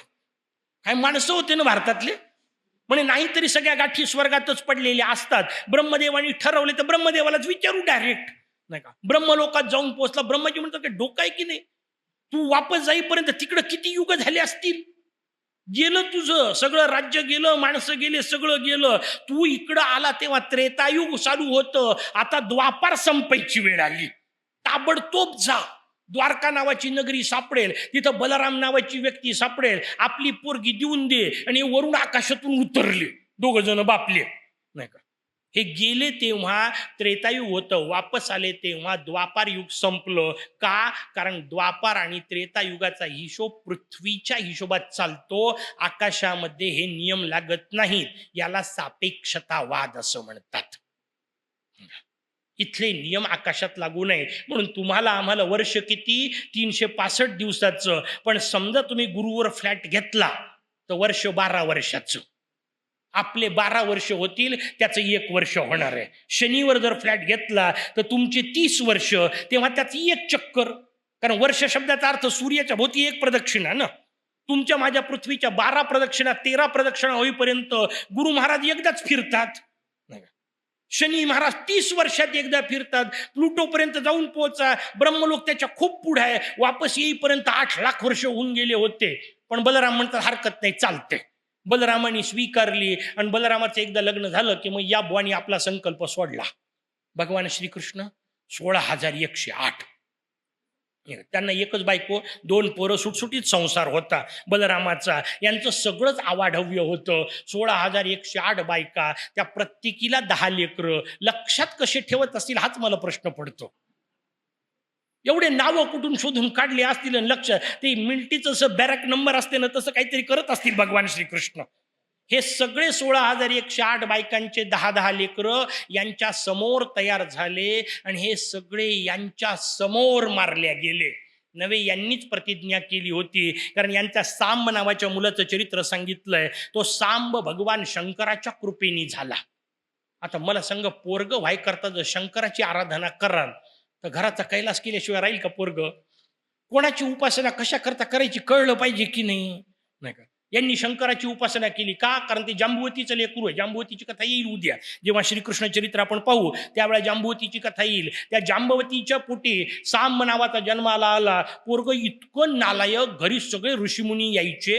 याला वाटलं हे येतात, मस्त जेवण खाण करतात, नाना प्रकारचे आशीर्वाद देतात, खरंच यांच्यात काही ताकद आहे का पाहू. म्हणून या सांबाला साडी नेसवण्यात आली, याच्या पोटाला उशी बांधली, त्या ऋषींच्या समोर नेलं आणि त्यांना सांगितलं याला काय होईल, पोरग का पोरगी. असे संतापले ऋषी.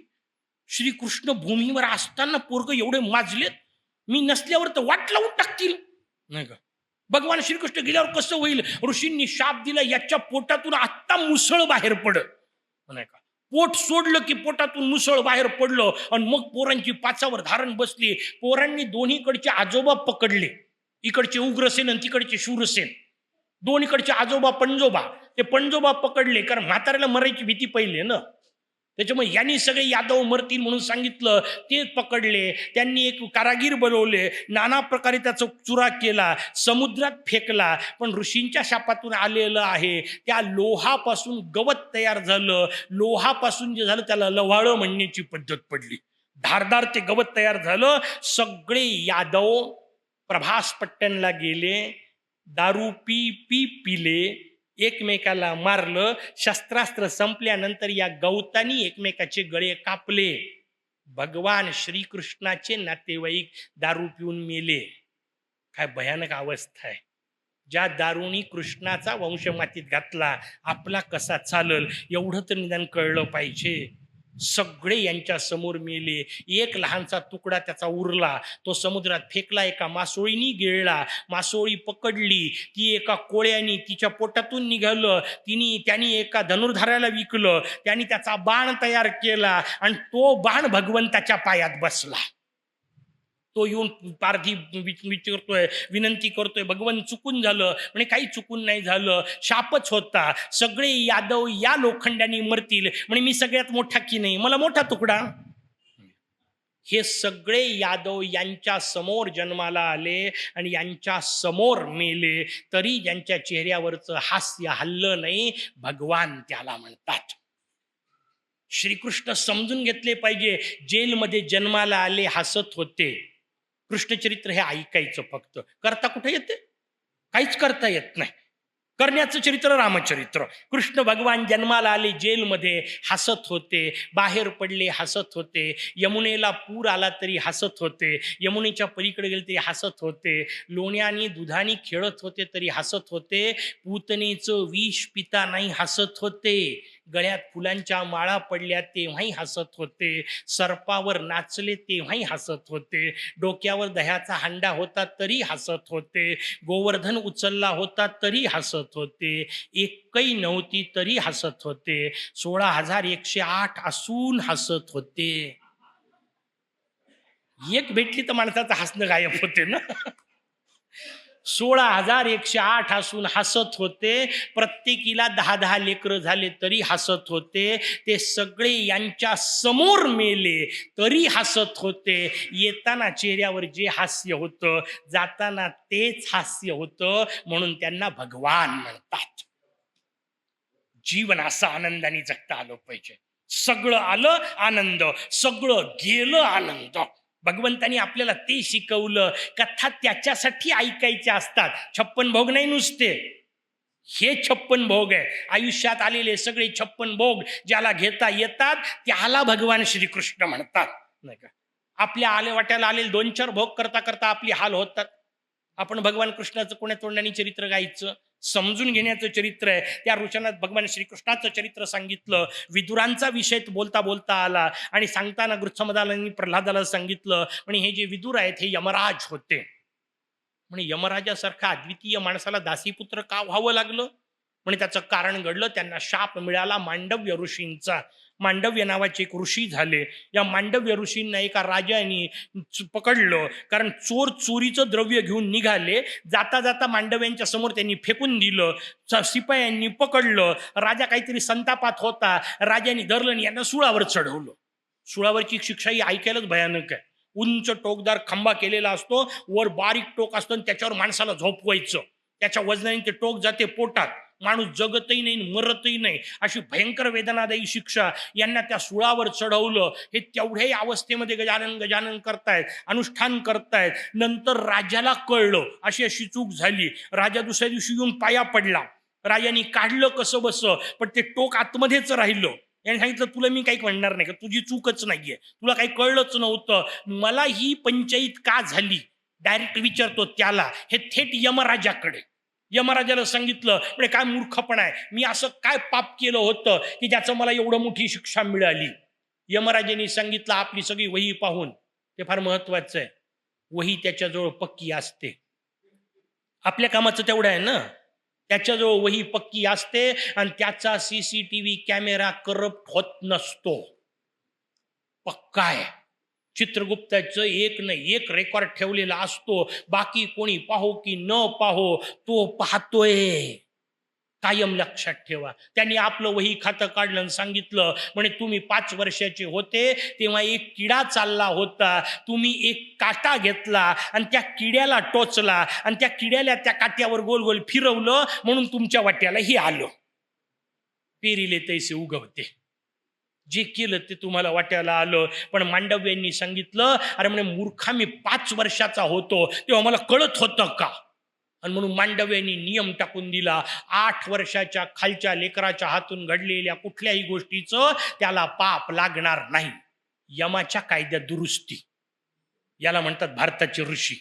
तिथला कायदे बदल केला, घटना बदल केली. 8 वर्षाच्या खालच्या कुठल्याही लेकरांनी केलेलं पाप त्याला लागत नाही. आणि म्हणून ते शुद्ध जीव म्हटल्या गेले. त्यानंतर ते मोठे होतात आणि मोठे झाले की गडबड होते. माणसं लहान राहिले तर किती बरं होईल ना. लहान राहत नाहीत हो. मोठी पंचायत आहे. माणसं मोठे होतात, वय वाढलं, वयाच्या सोबत पाप वाढतात. ही रचना नसली पाहिजे, ते आपल्या समोर सांगितलं. मांडव्यांचं कथानक सांगितलं. पूर्ण आनंद अवतार नावाचा एक अद्वितीय, ते मांडव्यांच्या शापामुळे त्यांनी यमाला शाप दिला की तू शूद्र योनीत जाऊन पडशील. म्हणून यमराज दासी पुत्र होऊन आले, विदुर रूपामध्ये येऊन पोहोचले. कारण विदुर दासीचे पुत्र होते. ते तिन्ही पुत्र फार समजून घेण्यासारखे आहेत. म्हणजे विचित्रवीर्य आणि चित्रांगद सगळी ती कथा सांगितली आहे. आपल्याजवळ वेळ नाही म्हणून सगळ्या गोष्टी सोडून द्या नावाला. 2 पोरं जन्माला आले, विचित्रवीर्य आणि चित्रांगद याचा विषय आहे, दुष्यंताचा. तो दुष्यंताचा विषय झाला. त्यानंतरचा विषय पुढचा आला. मग विचित्रवीर्य आणि हे निर्माण झाले आणि त्यांच्या पोटी जन्माला आल्यानंतर याच्यातला विचित्रवीर्य चित्रांगद मारल्या गेला. चित्रांगद नावाच्या राक्षसाच्या हातून, म्हणजे गंधर्वाच्या हातून मारल्या गेला. विचित्रवीर्याला पुढं संतती नव्हती. विचित्रवीर्य यांनी गेला, म्हातारपणामुळे किंवा त्याच्या रोगांमुळे गेला. त्याच्याकरता 3 पोरी भीष्मांनी उचलून आणल्या होत्या.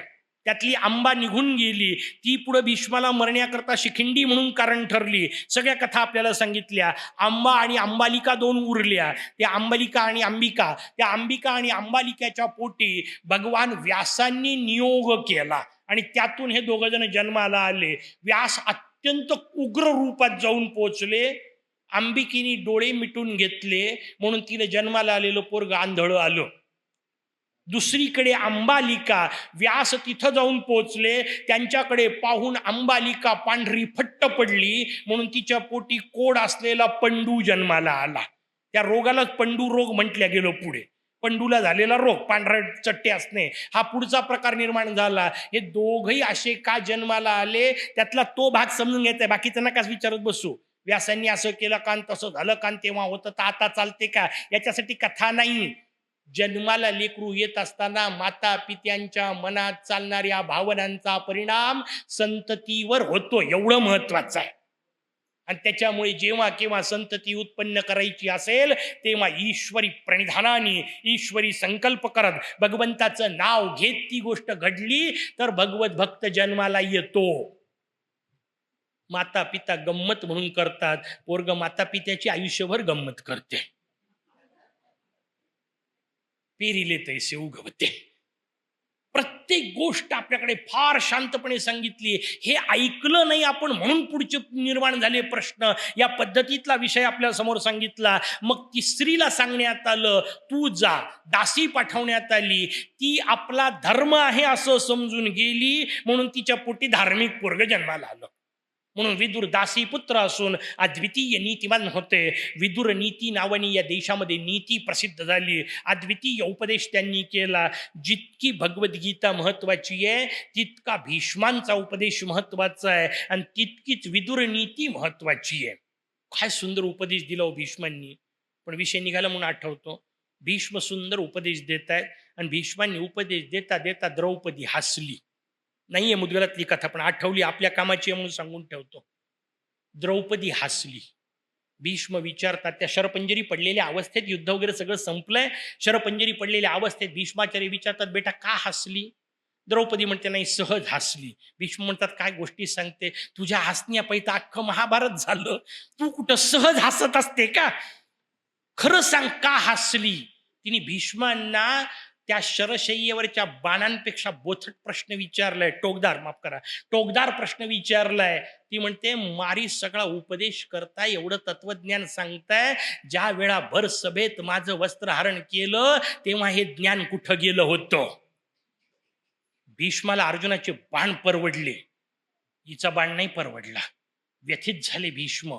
पण ते म्हणतात, बेटा बरोबर आहे, तुझा प्रश्न खोटा नाहीये, पण कारण सांगतो तुला. अगं काय झालं होतं, वर्षानुवर्ष त्या धृतराष्ट्राचं, त्या दुर्योधनाचं अन्न मी खाल्लं होतं. त्या दुष्ट अन्न खाल्ल्याचा परिणाम माझ्या रक्तावर झाला होता आणि त्या रक्तानी माझा मेंदू तेवढ्या पुरता बधीर झाला होता. तुझ्या नवऱ्याने बाण मारू मारू ते सगळं रक्त काढून टाकलंय. आता जे उपदेश देत आहे ते गंगेचं रक्त उपदेश देत आहे. काय मजेदार रचना आहे, किती बारकाव्यात लक्षात घ्या. भीष्मांना हे सहन करावं लागलं, दुर्योधन धृतराष्ट्राचं अन्न खाल्लं तर. मला सांगा, धृतराष्ट्राचं दुर्योधनाचं अन्न खाल्ल्यावर जर पितामह भीष्म बिघडत असतील तर आपलं कसं व्हायचं.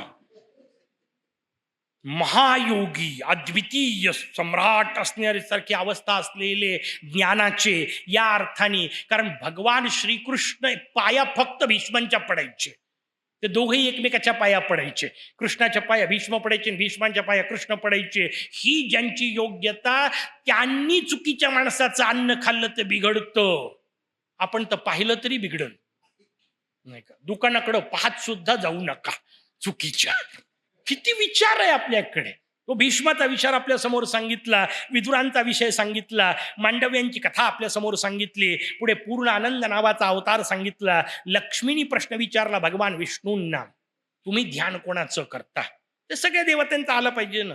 पार्वतीचा झाला, सरस्वतीचा झाला, बाकीच्या झालं. लक्ष्मीने काय वाईट केलं होतं, लक्ष्मीचा आलाच पाहिजे की नाही. लक्ष्मीने प्रश्न विचारला भगवान विष्णूंना, तुम्ही ध्यान कोणाचं करता. भगवान विष्णूंनी उत्तर दिलं, ज्याच्या भरोशावर आम्ही सगळे चालतो त्या गणनाथाचं मी ध्यान करतो. भगवान विष्णूंनी तिला समजावून सांगितलं, अगं या जगामध्ये 4 प्रकारचे ब्रह्म असतात. एकाला असत ब्रह्म असं म्हणतात, सत ब्रह्म, समब्रह्म, नेती ब्रह्म. परवा आपण त्याचा विचार पाहिला. तशा प्रकारचं सगळं तत्वज्ञान सांगितलं. या भगवान 4ही ब्रह्मांचं जे एकत्रीकरण असतं त्याला स्वानंद असं म्हणतात. या स्वानंदाचा जो अधिपती त्याला स्वानंदेश असं म्हणतात. त्याच्याजवळ सिद्धी आणि बुद्धी नावाच्या 2 देवता असतात. त्यातली बुद्धी ही पंच चित्तात्मक असते. क्षिप्त विक्षिप्त जे आपण सांगितले, ही बुद्धी भ्रम धारण करते. सिद्धी त्या बुद्धीच्या भरोशावर नाना प्रकारचे भ्रम तयार करते आणि या दोघींच्या पलीकडे सिद्धी बुद्धिपती असतात. हे सगळं भगवान विष्णूंनी लक्ष्मीला सांगितलं. लक्ष्मी म्हणते, माझ्या घरी आले पाहिजे, पुत्ररूपात आले पाहिजे. तुम्हाला प्रत्येकीला पुत्ररूपात का, त्याचं उत्तर आहे ती स्त्री आहे आणि तिच्या जागी सगळ्यात पूर्णत्वाचा भाव कोणता, मातृत्वाचा. म्हणून त्या प्रत्येकीला वाटतं आपल्या घरी मोर या पुत्ररूपात आला पाहिजे. तिने तपश्चर्या केली. तिला तपश्चर्येनंतर सांगण्यात आलं, ज्ञानारीच्या वधाकरता आम्ही जेव्हा प्रगट होऊ तेव्हा तुझ्या घरी येऊ. दुर्बुद्धी नावाचा एक राक्षस जन्माला आला. या दुर्बुद्धीच्या पोटी ज्ञानारी नावाचा पोरगा झाला. काय नावं आहेत ना अद्भुत. बापाचं नाव दुर्बुद्धी, पोराचं नाव ज्ञानारी. आरी म्हणजे शत्रू, ज्ञानाचा शत्रू. ज्ञानारी जन्माला आला. पण प्रत्येक वेळा तसंच नाही होत. या ज्ञानारीच्या पोटी मात्र जन्माला आला त्याचं नाव सुबोध होतं. काय सुंदर. का, कारण आई चांगल्या घरची मिळाली होती. त्याची जी बायको होती ती प्रल्हादाची कन्या होती, सुकला नावाची. ती प्रल्हाद कन्या देण्यात आली त्या ज्ञानारीला आणि ज्ञानारीच्या पोटी सुबोध नावाचा मुलगा जन्माला आला. प्रल्हादाची जी कथा आहे, जन्माला आल्यानंतरच भगवंताची उपासना, तसा हा सुबोध जन्माला आल्यानंतर उपासना करतोय. प्रश्न विचारला शौनकांनी, का घरात इतके जर नालायक होते तर त्या पोराला उपासना कुठून आली. आणि मग त्याच्या मागचा कथा भाग सांगायला सुरुवात केली. म्हणे ही सुकला जेव्हा आपल्या पित्याकडे गेली होती बाळणपणाला, तेव्हा तिथे भगवान शुकाचार्य आले होते प्रल्हादाला भेटायला. आणि त्या अवस्थेमध्ये त्यांनी जे सांगितलं ते यांनी ऐकलं. असे 3 अद्वितीय उदाहरण आहे. एक हा सुबोध, दुसरा स्वतः प्रल्हाद नाही का, ते असंच शिकलाय नाही का आईच्या गर्भामध्ये असताना, आणि तिसरं अभिमन्यू. पण या आधीच्या 2ची गंमत माहिती आहे तुम्हाला. हिरण्यकश्यपूची बायको कयाधू, त्या कयाधूला देवराज इंद्रांनी पळवलं. मी परवा आपल्याला बोलता बोलता सांगितलं. त्या देवराज इंद्राकडून तिला नारदांनी वाचवलं. नारद तिला वापस घेऊन येता येता नारद तिला ब्रह्मज्ञान सांगतायत. दुसरी कथा तिकडे असलेली सुकन्याची कृष्ण भगिनी सुभद्रा, त्या सुभद्रेला माहेरी न्याय करता भगवान श्रीकृष्ण आले. जाता जाता तिला चक्रव्यूह भेद सांगत होते. एका बाजूला सुभद्रा, दुसऱ्या बाजूला कयाधू. आणि गंमत माहिती आहे, दोघी जणी झोपल्या असं वर्णन आहे. भगवान श्रीकृष्ण सांगतायत मागे सुभद्रा झोपली. भगवान देवर्षी नारद सांगतायत कयाधू झोपली. आमचे पिताश्री महाराज मस्त सांगायचे, जर नारद आणि भगवान कृष्ण सांगताना बायका झोपत असतील तर आपल्या प्रवचनात झोपल्या तर काय बिघडते? स्वाभाविक आहे का? तर ते ऐकता निद्रा आली, दोघी जणी झोपल्या. पण गंमत पुढची मजेदार आहे, त्या दोघी झोपल्या आणि दोघींच्याही गर्भातून हुंकार येत होते. आणि दोन्ही वक्ते म्हणतात आपल्याला काय फरक पडतोय, बाई नाही तर जाऊ दे, गर्भ ऐकतोय. देवर्षी नारदांनी तत्वज्ञान सांगितलं, प्रल्हाद ज्ञानी जन्माला आला, नाही का.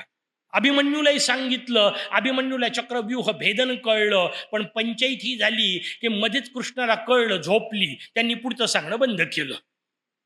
आणि याला फक्त जाताच आलं, वापस येताच आलं नाही. त्यातला भाव बाकीचा सोडून द्या. मी तुम्हाला पुढचा भाग महत्वाचा सांगायचा आहे, जो सुबोधाच्या कथेमध्ये 5 महिन्याच्या पुढचा जेव्हा गर्भ असतो तेव्हा तुम्ही जे बोलता ते त्याला ऐकू जातं. तो गर्भात आहे, आतमध्ये आहे, पण त्याच्यावरही संस्कार करता येतात. याला आपल्याकडे गर्भसंस्कार म्हटलं. आणि हे मी अनुभवाने सांगतो, खोटे वगैरे काही विषय नाही, पुराणातले विषय नाही. मी माझ्या घरात केलेला प्रयोग म्हणून सांगतो. पत्नी झोपलेली असायची आणि मी आपला त्या गर्भाला मुदगलातल्या गोष्टी सांगायचो. त्याचा परिणाम आता दिसेल न दिसेल सध्याचा विषय सोडून द्या, केव्हा तरी उगवेल, पण त्याचा दृश्य परिणाम मी तुम्हाला सांगतो. ते जेव्हा चिरंजीवाचा जन्म झाला तेव्हा मी पुण्यात होतो. त्याचा जन्म तिकडं झाला, मी इकडे जवळ 8 दिवस होतो. तो चिरंजीव तिकडं रडायचा. नंतरही मला पुन्हा यावं लागलं, 1 दिवस जाऊन फक्त भेटून आलो. तो तिकडं खूप रडला की त्याची आई मला फोन करायची आणि मी इकडं फोनवर त्याच्याजवळ बोलायचो आणि पोरग शांत व्हायचं.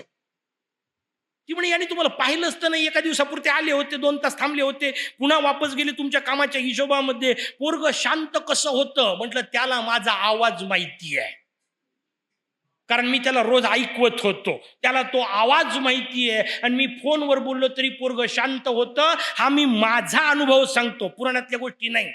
हे होतं, त्या जीवाला ऐकू जात असतं. म्हणून 5 महिन्याच्या पुढे आईनी काय ऐकायचं काय पाहायचं याचे आपल्याकडे 50 नियम दिले.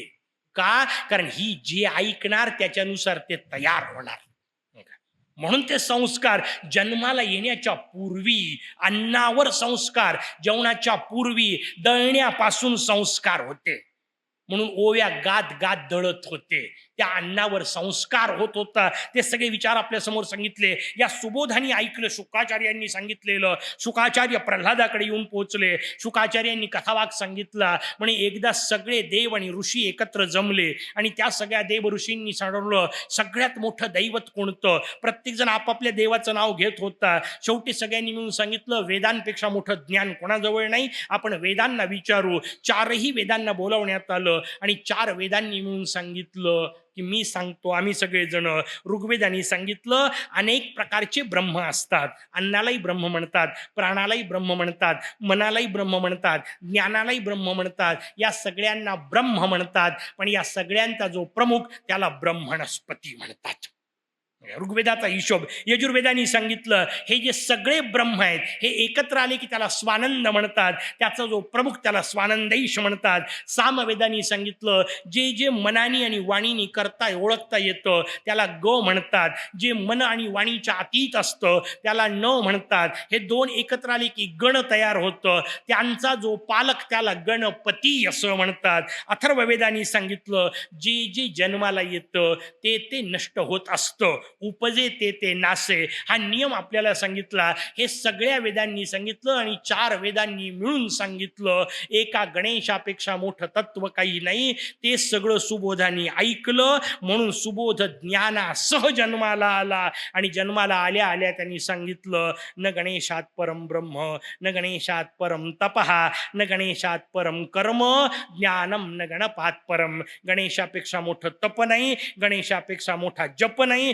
गणेशापेक्षा मोठं कर्म नाही, गणेशापेक्षा मोठं ज्ञान नाही. हे ज्याला कळलं त्याला सुबोध असं म्हणतात. असा सुबोध आपल्या अंतरी यावा अशी प्रार्थना करून आजच्या पुरतं थांबू. बाकी उद्या